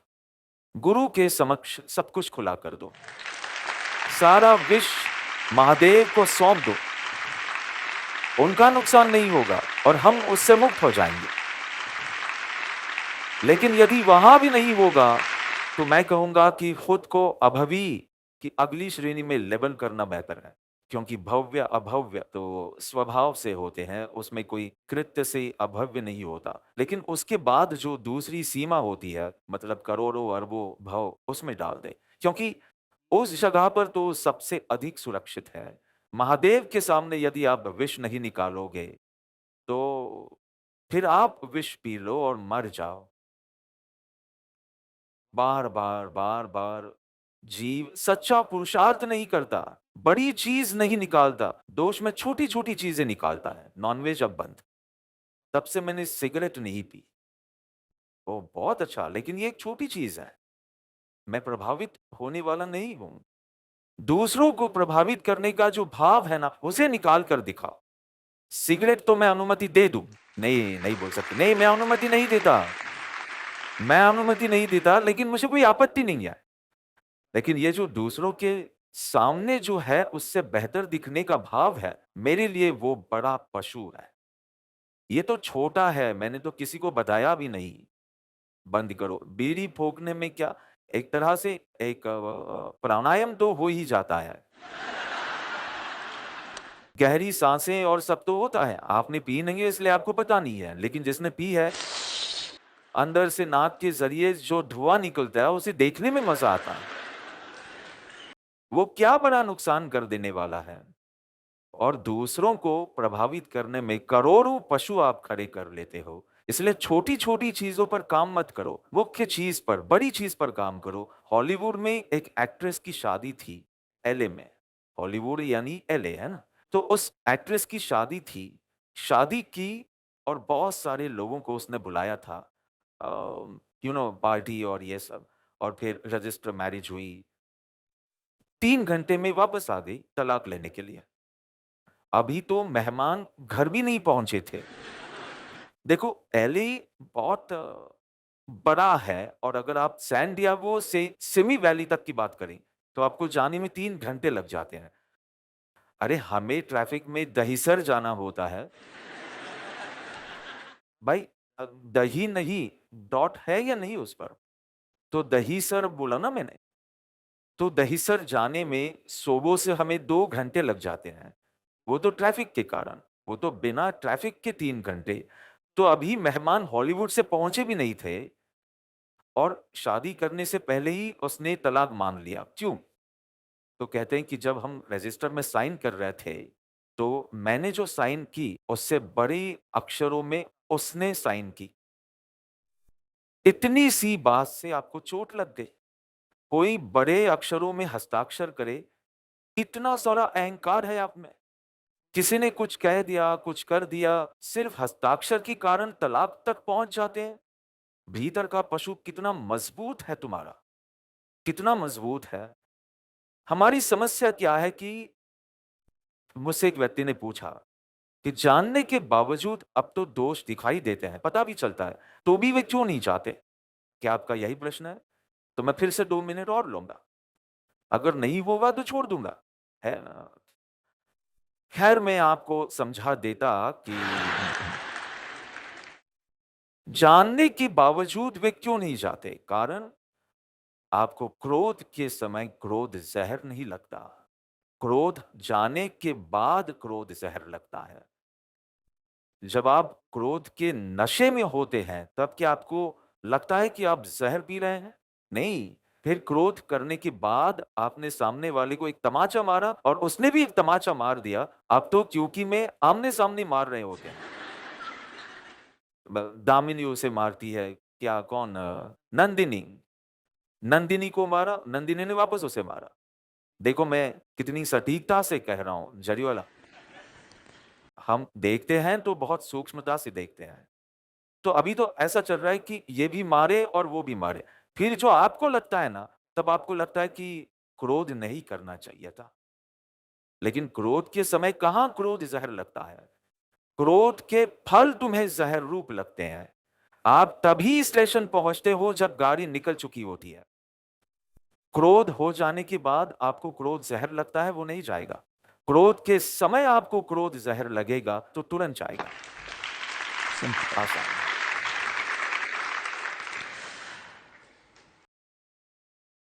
दीपक जले तो अंधकार जाता ही है।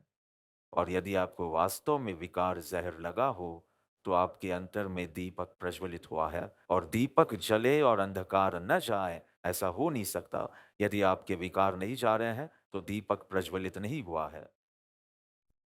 हर जीव अपने दोष देखने का साहस करे, गुरु की शरण में रहकर पुरुषार्थ करते हुए मुक्त होने के लिए प्रयत्नशील हो, निर्दोष पद में शीघ्रता से स्थिर हो, इसी मंगल भावना के साथ।